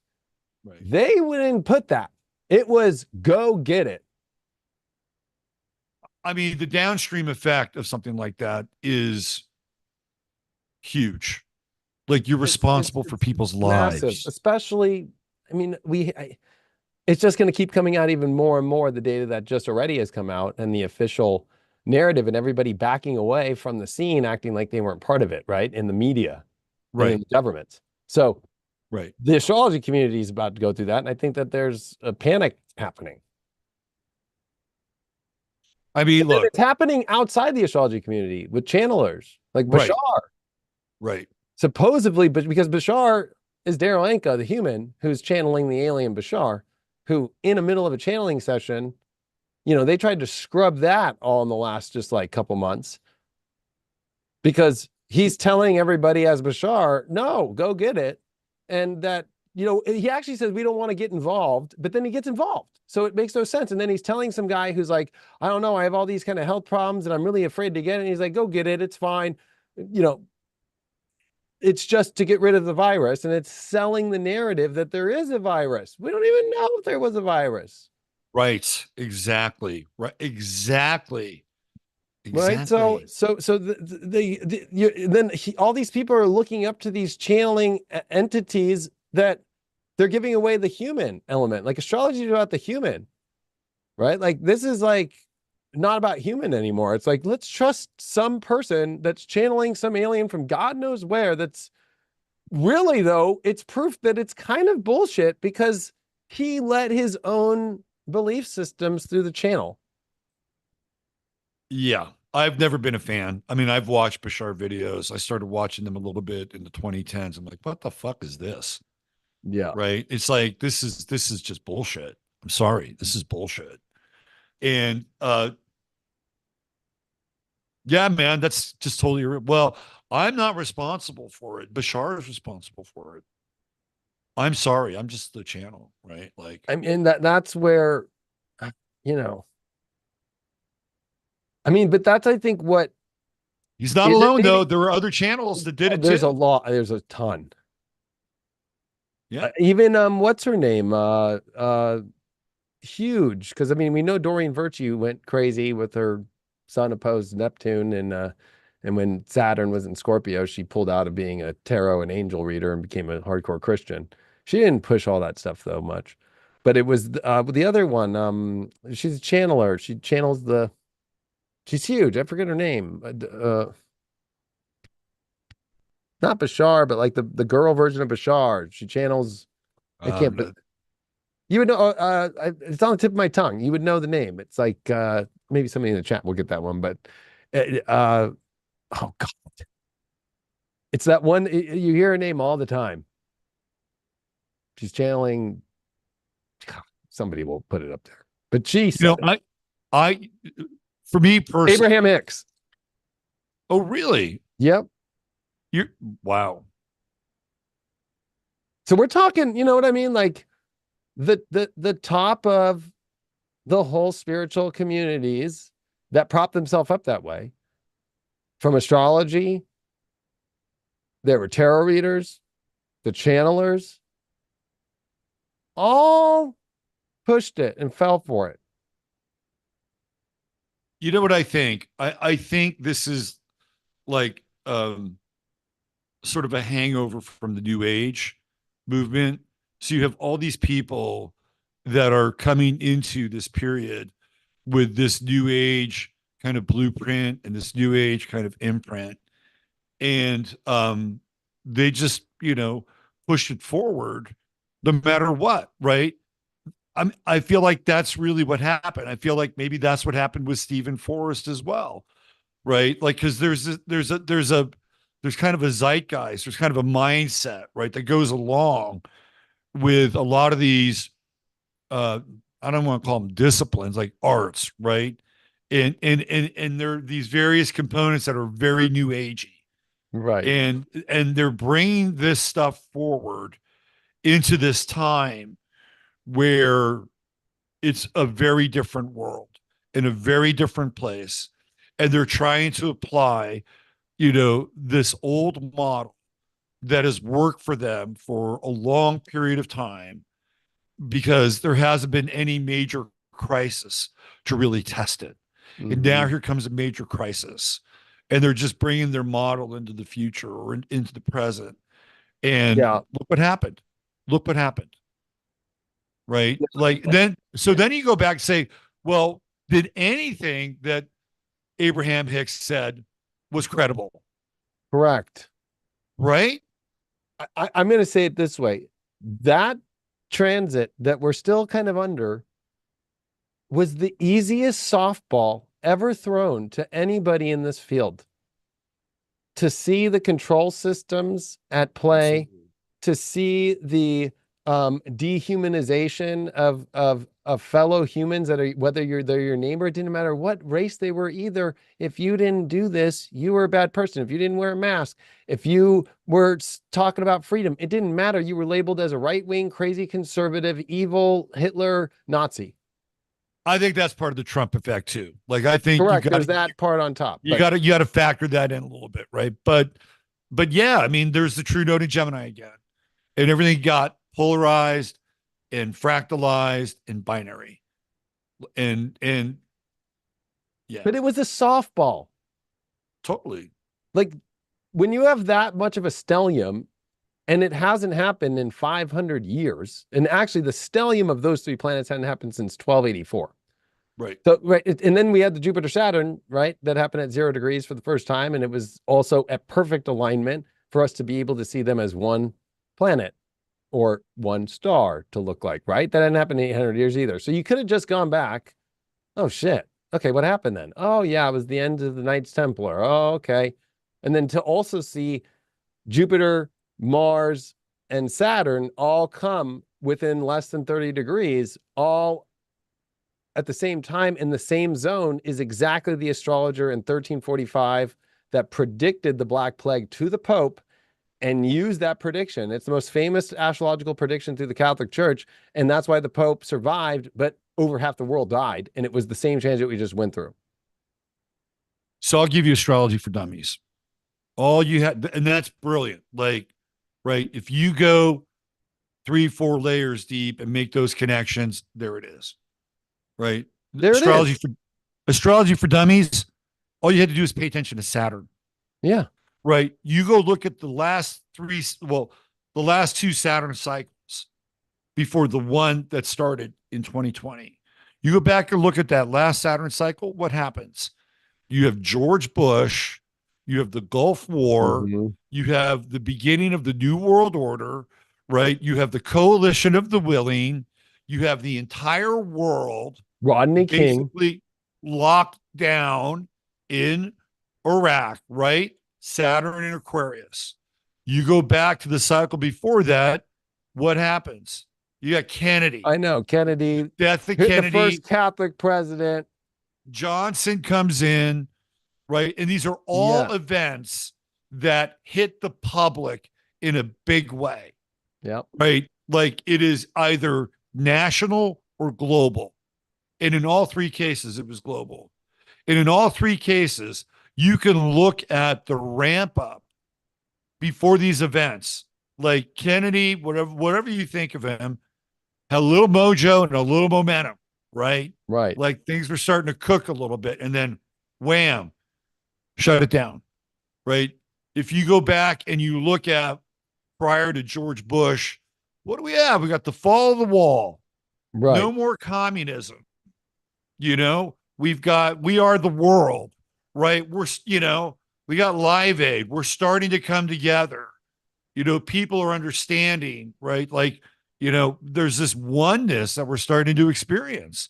And then what happens? Gulf War, Saturn Aquarius, wham, shut it down. Same Yep. thing happened. I know. Same thing happened.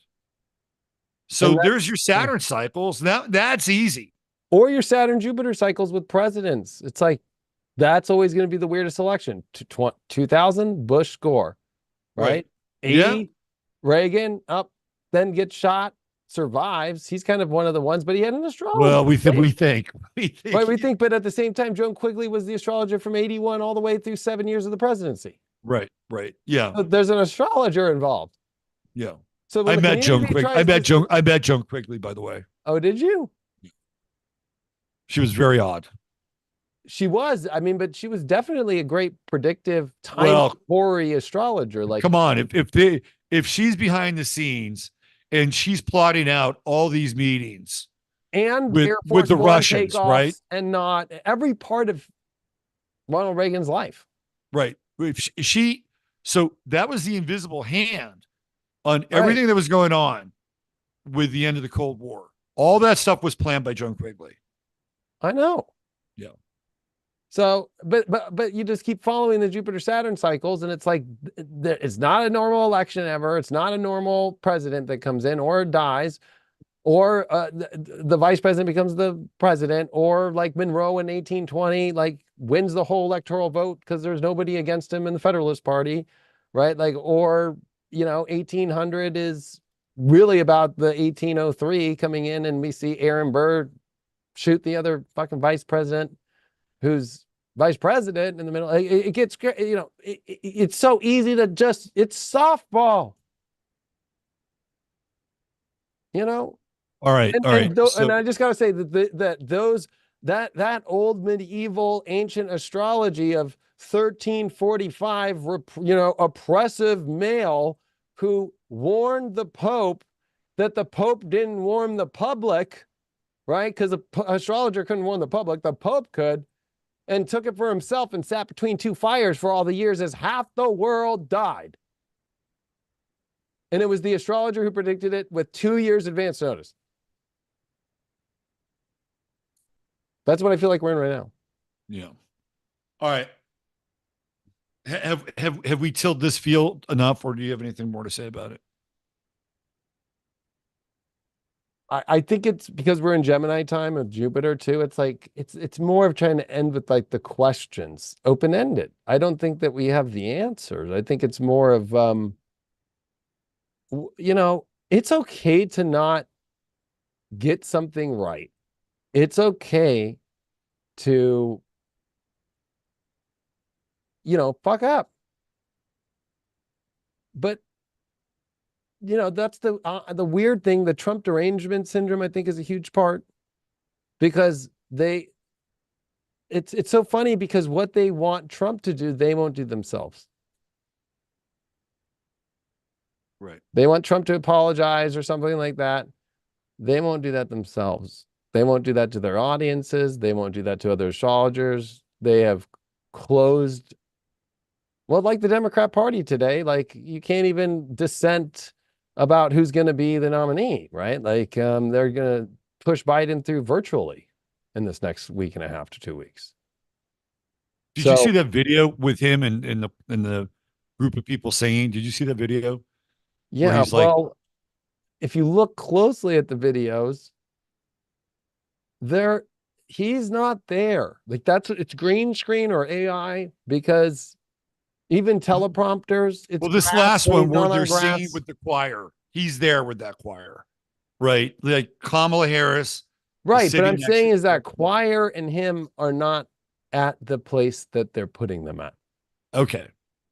All If you right. look closely But at the video. I think that individual and okay, I think whatever that thing was, I don't think maybe it was green screen somewhere, but those were real people and they were Yes. singing, Yes. right? It's just that's the Neptune Pisces thing. It's like they're putting them in places. They're injecting things in places that make it look like they're there, but they're not there. But they're there. Right. That makes sense. Right. So I played that video at the lowest speed you could play it at, right? And the people are singing in slow motion. And then I speeded it up to the highest speed where people are singing like the chipmunks. Biden is the fucking same at no matter what speed.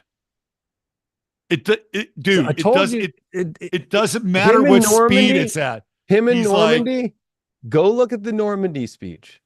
The teleprompters show, if you stop on the overhead shot, that the reflection is grass he's standing on when he's on a stage. yeah, I've seen some of those videos. They're very Right? dubious. And this Yeah, is just in the last week. Even the Tom Hanks interview with the CNN host, they're not in front of the cemetery. They're right, in Normandy. They're just not in front of that. That's a green screen. right. Right? So we're watching a fake world. That's what's even harder than Yeah, the back stuff and all that, is that the astrology community can't even see that using the astrology. Neptune at 29 Pisces. right, right. Yeah. Like, hello, wake up. This is also the first time that it's about the media, because the photograph and the first camera came out at the end of Neptune Pisces. Right?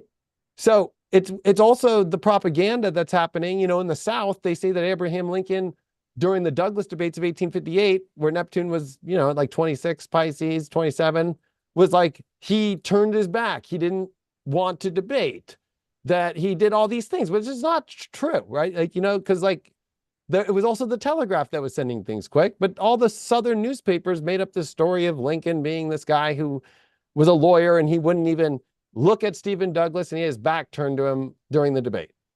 So, plural. It's a lie.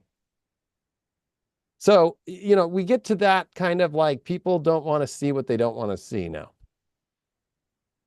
All right. I think that we've gotten the ball rolling, right? The question is out there now. Yeah. And people are going to have a conversation and more conversations about the question, because it all started on this new moon in Gemini, right? With all these other planets in Gemini and like and Mercury trining Pluto, right? Getting down, getting in, really getting beneath the surface of like where we've been and what we've done. I don't think it's going to stop. I think it's going to keep going. Yes, I will add, the last thing is, I think there's been a good amount of us that have been saying the possibility through the horoscope for the world of the mundane of a world war has never been higher over these last couple of years. And especially in 2022, when the Ukraine war started, that this was not going to go well, and to not support this because it's going to lead to such things. Right. And look at where we're at right now. And look at where the outer planets are at right now. And reflect on all the biggest wars in America and where we're going with Uranus and the Gemini. And the fact that these people can't even actually have the balls to say it. So my theory about the Ukraine war is that it basically broke out on the US Pluto return. Right? Correct. Yeah, 100%. Right. So what happened? It literally did. They turned Ukraine into the US. Right. They turned Zelensky into George Washington. I know. They're trying to act like the French. They projected everything from the Pluto return to Ukraine. And I'm just like laughing my ass off. Like, you motherfuckers are sneaky. Right. They're acting like the French in support of the American Revolution. Yet the king didn't give his true favor up until years after, right? He didn't want to be known. So Benjamin Franklin went there and convinced a bunch of really high-end aristocrats to give money to America and do it all with the king not fully in the know, and slowly try to work the king to be able to do it, which then eventually ends up into France's revolutionary revolution that turns into, guillotines and horrible shit Oh later on. man, yeah. Which is that what America's going to do, is replay France's revolution? Because Well, that's kind of the weird thing. dude, I've been talking about this, like this whole journey through algol. Yes, I've been talking about this a lot. So the day that they decided that they were going to have the digitine, right? This whole digitine thing, where they were going to start chopping heads off of people that had no position on Gaza, Palestine. The day that they did that was the birthday of Robespierre. No way. Right? I'm like, you can't fucking make this up. There's your astrology right there. They decide they're going to run the digitine on the same day this motherfucker was born, who became one of the largest, beheaders in the history of this, modern world, right? It's like fucking crazy. Yeah. And we've got fire in the streets of France right now. I know. Well, and look at the European Union elections and then the snap election that just happened with Macron that he put out. Right. And then you look at Germany, which since the war of 1945 ending hasn't been able to move its military. And because of the NATO situation, now it's moving military freely. Nobody got to ask the question, like, are you guys going to fucking return to trying to dominate all these countries again? No, they want an EU army. That's what they want. I know, but I'm just saying, though, that the same astrology where Hitler broke. That's true. That's true. That's absolutely true. Broke the accords, right? Broke the treaty that was in place. Right. Broke it with the Luftwaffe showing up. Everything. The Olympics are where this year? France this summer. Right. And who's the main guy on the scene? It's not Zelensky. It's Macron. Right. Pushing the war, pushing NATO to get American troops, every kind of troop, everything. Macron wants to be Napoleon. I know. I've been saying that too. I've been like, he so wants to be Napoleon. You know what's really interesting? He wants to be Obama. They got the same kind of wife, so. Right. So what's really interesting, I did a show on Robespierre, and Robespierre has this Mars Neptune conjunction in Leo, right? And I'm like, oh, look at that. Then I looked at Napoleon. Napoleon has a Mars Neptune conjunction in Virgo. So the guy that follows Robespierre has the same Mars Neptune conjunction. Lenin has a Mars Neptune conjunction. And so does Jim Jones. So isn't that interesting? Right. It is interesting. Yeah. But I think the fact that conversation that we're having right now on that subject in the astrology community, it's happening. There's just, it's happening on Twitter. You can find, I would say there's probably 5, 10 of us talking about it out of 3,000 professional astrologers in the world. So there's a couple of astrologers that I want to shout out. Yeah, for sure. First of all, we got to talk about Eric Francis, because I think Eric Francis was on the ball from the jump. Yep. Right. On the ball from the jump. And the thing that I share with Eric Francis, I have a journalism background, and Eric went into the journalistic side and crunched the stats and crunched the data, and he had his team, and he was on board early. Right. So, props and respect to Eric. For 100%. And honestly, if you would have asked me 10 years ago if that would have been his position, you would have probably thought, no way. I would have said no. Right. I would have thought, okay, he's going to be part of the next thing. Right. But he's an Aquarius, isn't he? He's an Aquarius, isn't it? Right. I think so. Yeah. Yeah. So shout out to him. I think he did great work. And there's just a couple people on my Twitter feed that, are really, really good. Right. There's this guy, North Node Dan. Like this guy totally gets it. I'll check And that guy out. he's having the same conversation we are. Palace Pepper is having the same conversations we are. Then I've been in the Twitter with that too. With Yeah. So there are people out there, and they may not have super high profiles, well, you but mentioned William Stick Evers. He's been on top of this Williams been there for a big long time. And Yeah. also he brings in that financial element, which we didn't even cover right now, because that's a whole crazy scenario in itself. Right. Yeah. But he also covers all the stuff we're talking about too. Yeah. I got to shout out Michael Luton because he's a huge part of the astrology community, and he, in his own way, right, with his small posts and his other long form, but also his Vanity Fair, he took his whole horoscope section and turned it into a preparation for this moment in 2020 and beyond in 2006, and wrote it all and put it in Vanity Fair. And it's still on Vanity Fair's website. You can still get access to it. And then all through this was telling people that there's secret meetings by a secret agenda, and don't follow it. Every time the moon's occulting Saturn and Pluto and Capricorn, there's secret meetings by these people. This is all a plan. The Sabian symbol for 29 Capricorn is about a group of men meeting in secret, deciding the world, the affairs. And then 0 Aquarius is the mission, the Spanish Adobe, the Adobe mission. Yeah. So here we are, right? 29 Capricorn. That's where Mars was on election night. I know. When it went ingress into 0 Aquarius the night Trump. That was fucking crazy. I'll never forget that feeling. It was extreme. It was totally extreme. And I remember telling Sam Reynolds about that Mars ingress into Aquarius on election day. He was like, no, it's no big deal. It'll happen 2 years from now. I'm like, are you kidding me? Like, do you understand? Like the timing of this moment? Like, it's fucking huge. It is huge. I want to shout out the Peace Dealer. He's always put stuff out. We've made videos together about making fun of the whole testing and all that, and pretended he had a bunch of sexual STDs and made a full fake test, and then but he was negative on COVID, so it's all good. He can go on his date, and he also spits his truth too.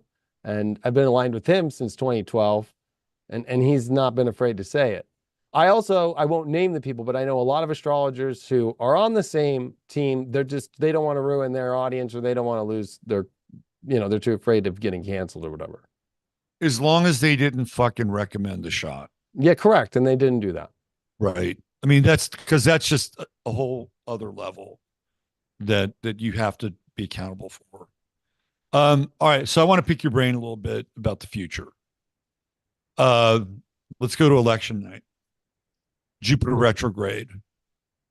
Right on Trump's sun Uranus. Right. Like, okay. And by the way, Jupiter was in Gemini in 2000 when they had the little chat thing, right? All right. What are your thoughts? I'm going to come from a weird angle. I'm going to look at, the election of 1860, because we're in that same Neptune transit, right? That there was 4 people who ran. It was Abraham Lincoln, who had lost the 1858 Senate election.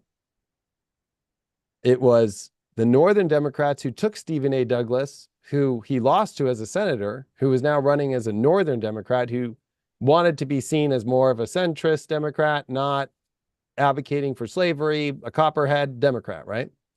Then you had the Southern Democrats, and then you had the Constitutional Party, right? So you see this kind of split, like the RFK right now kind of reminds me of that constitutional, like, we're going to be okay with it in the middle. Let's just stay union and let's not fuck. Let's just be right there. And it does okay, right? The Northern Democrats, Douglas does horrible. The Southern Democrats are what almost beat Lincoln, but Lincoln wins, right? But that DNC of 1856 with the Jupiter-Neptune conjunction that we had in 2022 was Pierce was the president, the incumbent. They kicked him out of the DMC and put Buchanan in. And Buchanan ran in 1856. It was the end of the Whig Party. but the Democrats won with Buchanan. Personally, I don't think we're going to see a Trump-Biden rematch. So it's hard for me to say the outcome because of the fact I've been telling people the outcome is nobody will be happy. All right. Nobody. So and I think there's going to be a flip-flop too. Like, oh, this side looks like they're happy. No, this side's not. And we're both sides are going to be like, what the fuck? Who's this person? Because I think it's going to go to the House or the Senate to be chosen. Is it okay? So probably, I mean, that's not my official prediction, but at the moment that I haven't spent enough time and we haven't got to the DNC or the RNC yet, I mean, I'm looking at it as we're all not going to be happy of what the result is. Meaning, I don't care how far left you are, far right you are, or in the middle you are. We're all going to have an unhappy, bitter taste. I agree with you, and so this is my theory. My theory is it'll be whoever, right? So let's say it's Kamala, because they can't bring in Gavin Newsom. They can't like leapfrog Kamala. There would be too much dissent in the party. I mean, her full moon squares America's Pluto at 27 Cap. Yeah. Her full moon 27 what? Aries, and her sun 27. But let's just say it's Biden or Kamala. It doesn't really matter, right? It doesn't matter. I think it's going to be a contested election, and you probably would agree with me on that. Yep. Contested election. I think the military takes over because there's going to be, if there's a contested election, there is going to be, I think, a lot of angry people. And well, and a lot of countries too that could want to fuck with this place. Right. That's part of it too. And my theory is that Mike Johnson will wind up being president. Yeah, so that's a good. I would agree that it would be like a Mike Johnson, like something from the House or the Senate, with the one majority that the Republicans have is one seat in the House now. Right. That's what people don't get. Then you have Joe Manchin, who's now not a Democrat. Then you have even Fetterman right now as a Democrat saying he's not a progressive, and he's now moving to middle right. Well, he just got into a big accident, didn't he? I wouldn't be surprised. He did. He got into an auto accident. Wow. But you have all these, and you have all these. So both sides of the aisle, it's not becoming a majority right now. Like, it's very like setting itself up to be in the, like, the Democrats love Mike Johnson. He's given them. He's given them everything they want. Right. So check it out. Right. Who's the guy that comes in? He's an Aquarius. He is an Aquarius.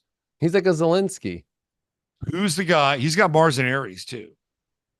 Right. So he may look tighty-whitey, but that's a guy that I think can hold a grudge. Anyway. Well, and he fits the diversity playbook because he adopted black kid and all that stuff. So, but that story is so fucking weird, right? Like he talked about that, like both kids were in high school. I know. Right. And really, that guy's like 45 years old. Flex. Now. I know. He's using it as a weird, flex. Right? Who adopts, like, hey, we just got married. Let's adopt a troubled young black youth. Right? It's like, who does? I mean, I'm sure maybe somebody does, but it's like, it's so fucking weird. But the fact that that's what he's wearing as he became the Speaker of the House, that's his story he wanted the world to hear first. Right. Yeah. That's the whole point. It's not that what he did, it's the fact that that's the story of defining who he is. Right. Oh, we have a racial problem in this country and white privilege exists. That was like, yeah, straight up, man. That was one of his first narratives that came out of his mouth. Right. Okay. So I'm using my white privilege to adopt. Who replaced Whoever Lincoln? I want. Who replaced Lincoln? Well, Lincoln died, and then it was right before the election. So who's the next president after Lincoln? Isn't it Mill? It's Andrew Johnson. Oh, that's right. Andrew Johnson, Who's the president after Kennedy? 1863. Oh, Johnson, yeah. Johnson. Right. Well, and then that's the same thing about the names of the Right. shooters Right. of, You see a little yeah. pattern here, Mhm, right? mhm. And Yeah, Johnson took over when Kennedy was shot, that's true. right? And Both Johnsons took over, we right? saw Kennedy, right? And he was a Catholic, and then you saw the same Jupiter Saturn come in, but it met in Aquarius, but still it was the same transit 60 years later of a second Catholic president. So there's a pattern So throughout neither of the those but my point is neither of those Johnsons were elected. correct.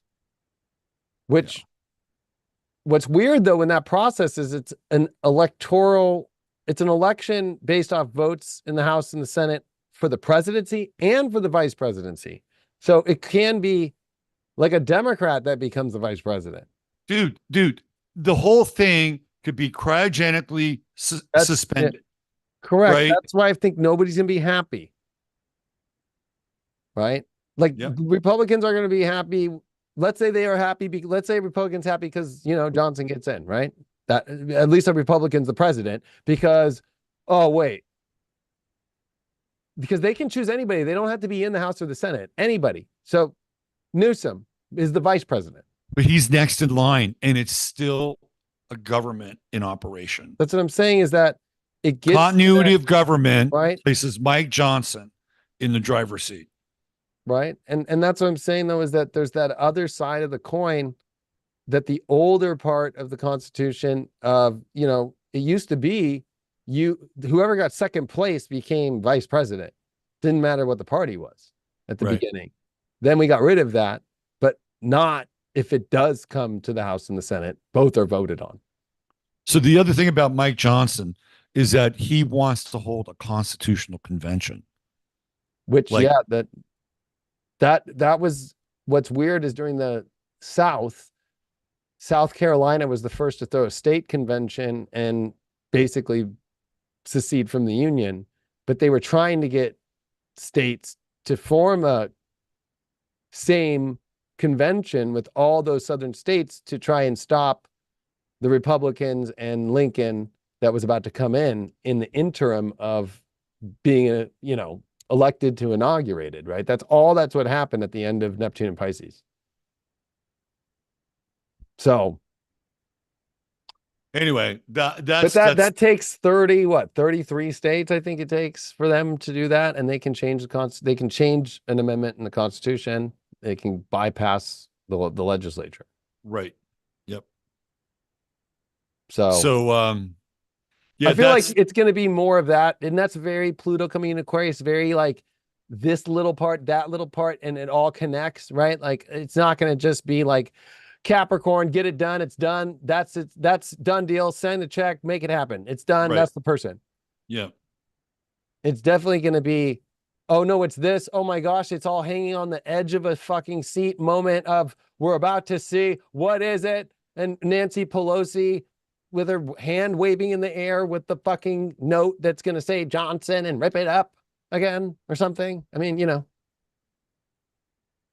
I already see it now. I just find it interesting that when there was all this unrest on the campuses, who did they send?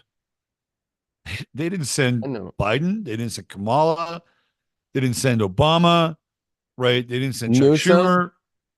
Nobody. They sent Mike fucking Johnson. He became the mouthpiece. It was as if Mike Johnson was playing the role of president already. Right. Yeah, that's true. Yeah. Well, and also when he was in the House and he was on the committees and he was a ranking member, and or I think when he was like when they were not in, the Republicans weren't in power, but when he was the always the on the committees, you're the ranking member, and then there's the other one, the House Whip. the House, like this. Well, like in subcommittees, like for investigations or anything like that, there's the Right. ranking member, and then I forgot the name of it. The person who's like not in power, but they always get the check, right? The second person who's there.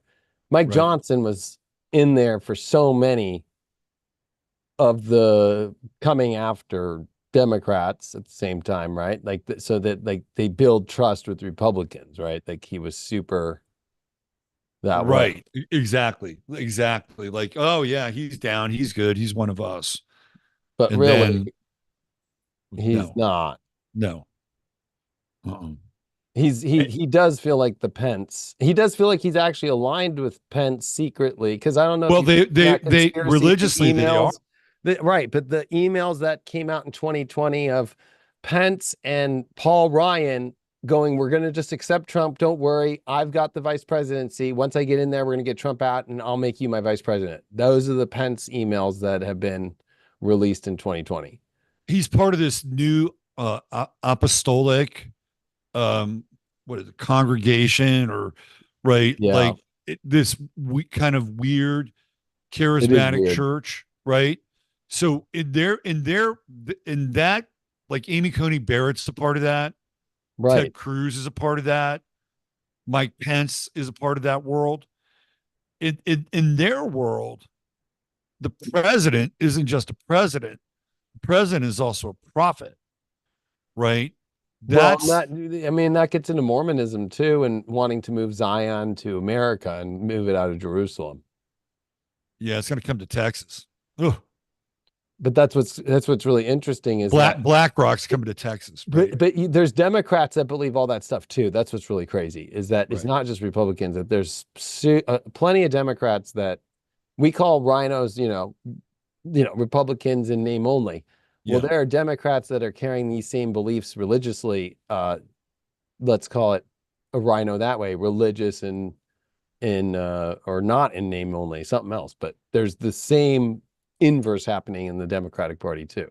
So one of the reasons I think why Mike Johnson wants, and he's fully on the record, I think he even mentioned it like a couple days ago, that the reason why he wants to have this constitutional convention is because he wants to renegotiate the separation of church and state. That's what this Oh is my about. God. Yes. Right. So really what we're looking at, and I love your thoughts You on this. well, my thoughts are I can pull out my Federalist of 1842, the first complete one, first edition. Fucking cost me $4,000. That in the Federalist, which shows the Constitution, the Articles of Confederation, and all of the debates of the Constitutional Convention, right, that created it, and Right. from John Jay to Madison, everything, that in what they don't show you online is that all of those first amendments, plus the Bill of Rights, wasn't put into the Constitution until 1792 when Washington was president. That's what he made sure got in because it wasn't guaranteed Right. when he Right. became president. But it was up until 1800 was the cap of these first 10 amendments never to be allowed to be changed, even under convention or the legislature or the Supreme Court. So the Second Amendment can never be taken away. The First Amendment can't. The separation of church and state, it can't. So even if he tried, it couldn't. We'll see. We'll see. Because the whole idea, I think, right, is that, and again, I love your thoughts on this with the Neptune Saturn conjunction in Aries. Which I feel misses a conjunction in Pisces, which shows me that the religious think they've got it when they don't. It's going to slip out of their hands. I, I see that as like a theocracy, an authoritarian theocracy. I see it as Johnson trying to do that, baffling horribly, and the world realizing we need to start looking at the world differently, and all the religions after what we're seeing in the war between, really it's a war, we could say the names of Israel and Palestine. It's a war of religions. It's a holy war, and they're all fighting over the same shit they have for fucking thousands of years. And I feel like Yeah. this Saturn and Neptune and the end of these Neptunian Piscean times is the world is going to start to look at religion Well, different. I agree with you, but I think a lot of these people that are in these so-called religious wars, they're counterfeit versions of their own religion, I agree.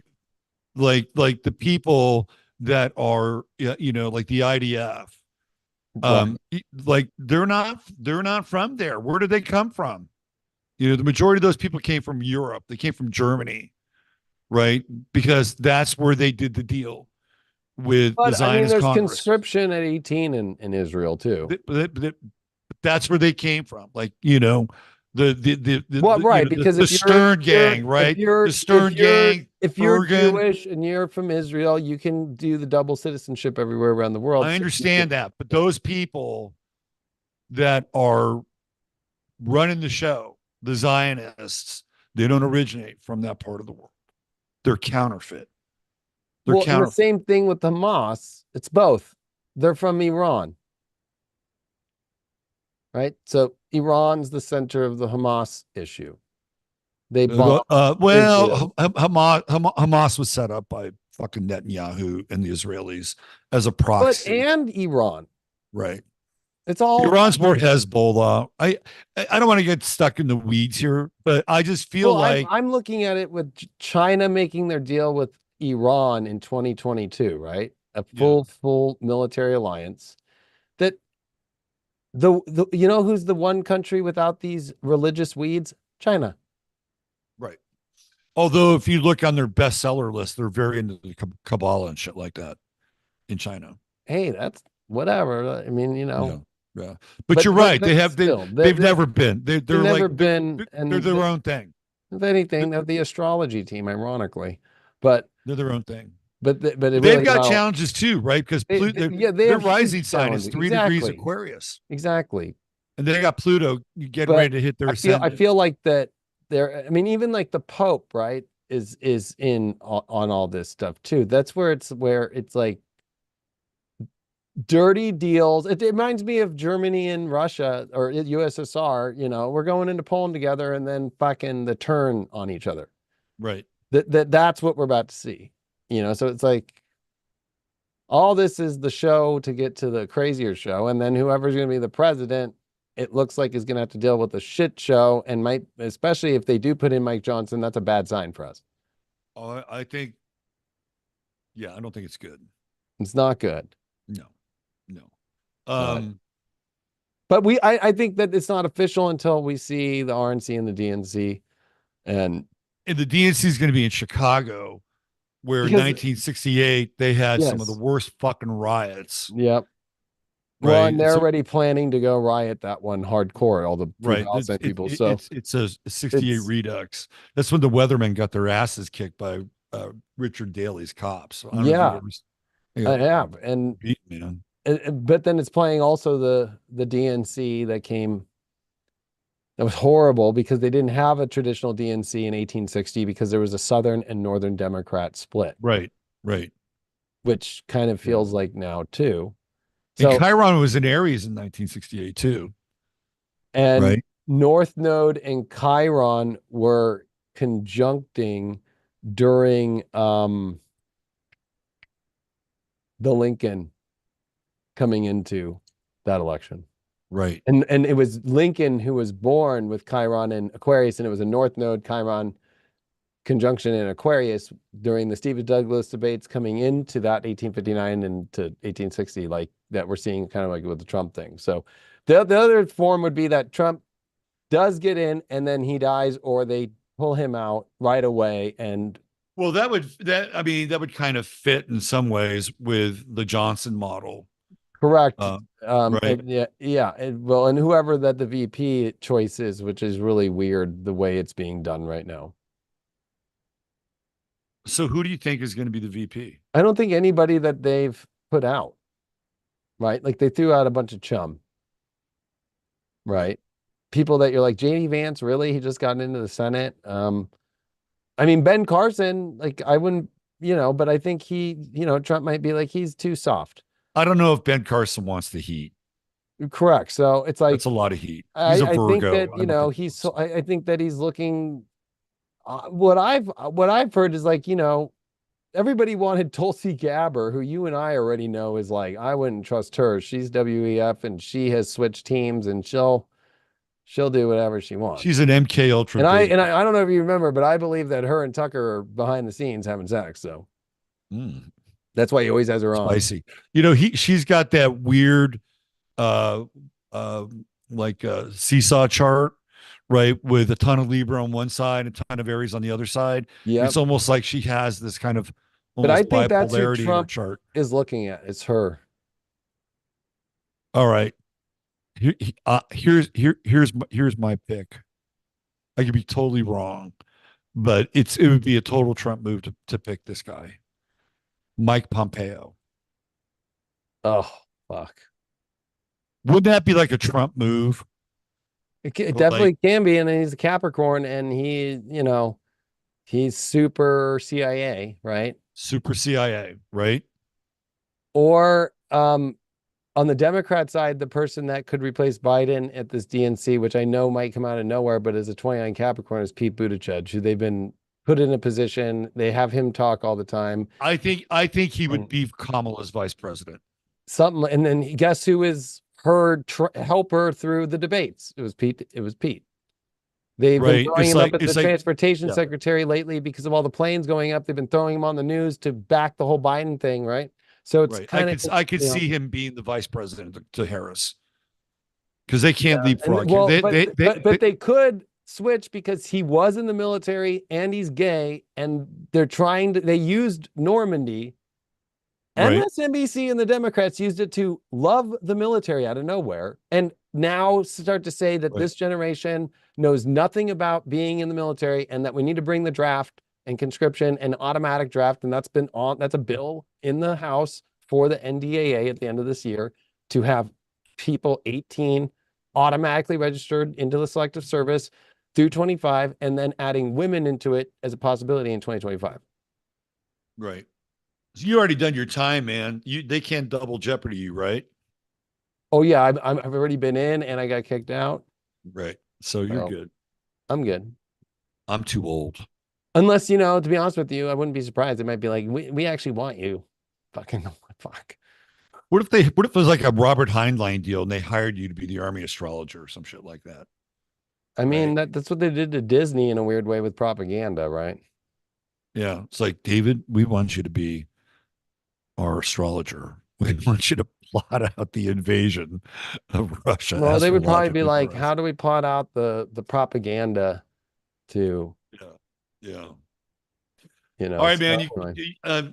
You got anything else? Is there anything we haven't put Just on the that, table tonight? you thank me for being courageous. I got to thank you for being courageous all the way back then, because I watched you before we even connected and before we actually were doing our friendship, and as astrologers, colleagues. I was inspired by you and your work. And so you deserve the same amount of respect and admiration for your courage during that time and these times still, to never stop. And you were getting your channel taken down and never stopped and always found a way through. Yeah, that's true because they took me down I in know. 2020. I Yeah. know. Yeah. So I just want to remind people that you stood up so much to where they took you down. Yeah. I don't know That why they was didn't take me down. Makes no sense. I have said the craziest shit you've ever heard of in life about the whole time through the whole thing, and they never took me down. I was like, what the fuck? if nobody okay, so I know some people listening to us must have a YouTube channel for something, right? Whether it's a hobby or an astrology channel or whatever. It is the weirdest feeling to go to your YouTube channel and then it not be there, right? It's Right. like it's so fucking weird. Like you go in and it's kind of there and you wrestle with it and then you refresh the page and it's gone, Right. right? That is like a weird fucking feeling. I mean, I'm not allowed to do spiritual dance music anymore. They stopped me from that and gave me this strike and warning What, for copyright? for that, over stuff that literally was like, the way that the DJ world works is like that. I don't make the money. The tracks they're made by the money by all the other DJs that put it out, and they okay it. But they Right. don't, they just found a way to be like, nope, let's put you on fucking strike. Dude, YouTube's copyright stuff is so weird. I have not changed subscribers. I've been 131,000 subs for 2 years. I believe that. I've had I've 50,000 been stuck people at show 14 up for new years. and Yeah. 50,000 people leave this year. Yeah. Yeah. Makes no sense. My channel Yeah. just stays at the same number. But Yeah. tens of thousands of people come and tens of thousands of people go. I'm like, how is that happening? Yeah. Well, I think we know people get unsubscribed, right? Yeah, they do. They just get unsubscribed. But So, well, listen, I think this has been a great conversation, and thank you for inviting me on of to course, hang out with you and talk no about problem, this. projector. This manifesting generator was like, put that up and you did fire it up in me. And my response was instant. I'm fucking inviting you. We're doing a fucking talk. Let's do this. Yeah. Yeah. And again, I don't think it's over. I think people are going to still talk about this, and they're going to be living with these questions, and they should, right? And you know, I don't think we should take anything at face value at I this point agree. forward, you know. I So, agree. I mean, we've already had 3,500 views live. We cool. have we've had 940 people in here concurrent. This is Good. not going away. Good. So, All right, man. Let's all let's right. not wait so long till the next one. Yeah, and I think people are going to have to themselves too. It's not about us trying to be like start a movement. It's just about like take what we said and think about what you're doing. And it's not like we can ask the questions out loud as YouTube astrologers or as astrologers, but I think people that are part of this larger astrologer community have to really, you have to ask questions too. This is a time not to stay silent. You got no, I can tell you, you got nothing to worry about by standing in your truth. Period. Absolutely. Zero fear. Absolutely. Absolutely. At the beginning of the year, Cat Williams did that interview with Shannon Sharp, Mm-hmm. and he said that 2024 is the year of truth, right? And he has not been wrong. Nope. He has not been wrong, and it's permeating all these different areas. Whether it's entertainment, whether it's so-called science, right? Like no area is immune to what's going on right now. And I personally, I don't think it's going to stop. No. And I think that there's been a lot of people who put it out, but if you notice on all these other podcasts, like in the more on the right, unfortunately, if you notice, it's like the media now is all right and it's all online and it's podcasts and networks like that.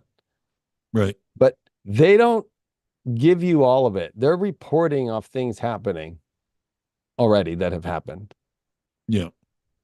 And they're going with the narrative too. They're trying to push an agenda too. Yep. And you're going to see that more when Pluto comes back into Capricorn. You're going to start seeing like, well, maybe Mike Johnson or maybe whatever, right? Like you're going to just start seeing this. They all will do it at the same time. They'll all post at the same time and they'll all be on their each other, giving each other's interviews at the same time. Right. No, it's really easy to watch them run through in a 2-week special. That one person that had that thing for all of them to hit their own version of it. And they all have a talking point that's specific to them that they're all paid. And if you follow all the shell companies, they all come back to weird corps and weird sub shell companies that are all being paid for by the Republican Party and like the McCarthy part or the Johnson part now or whatever. Right.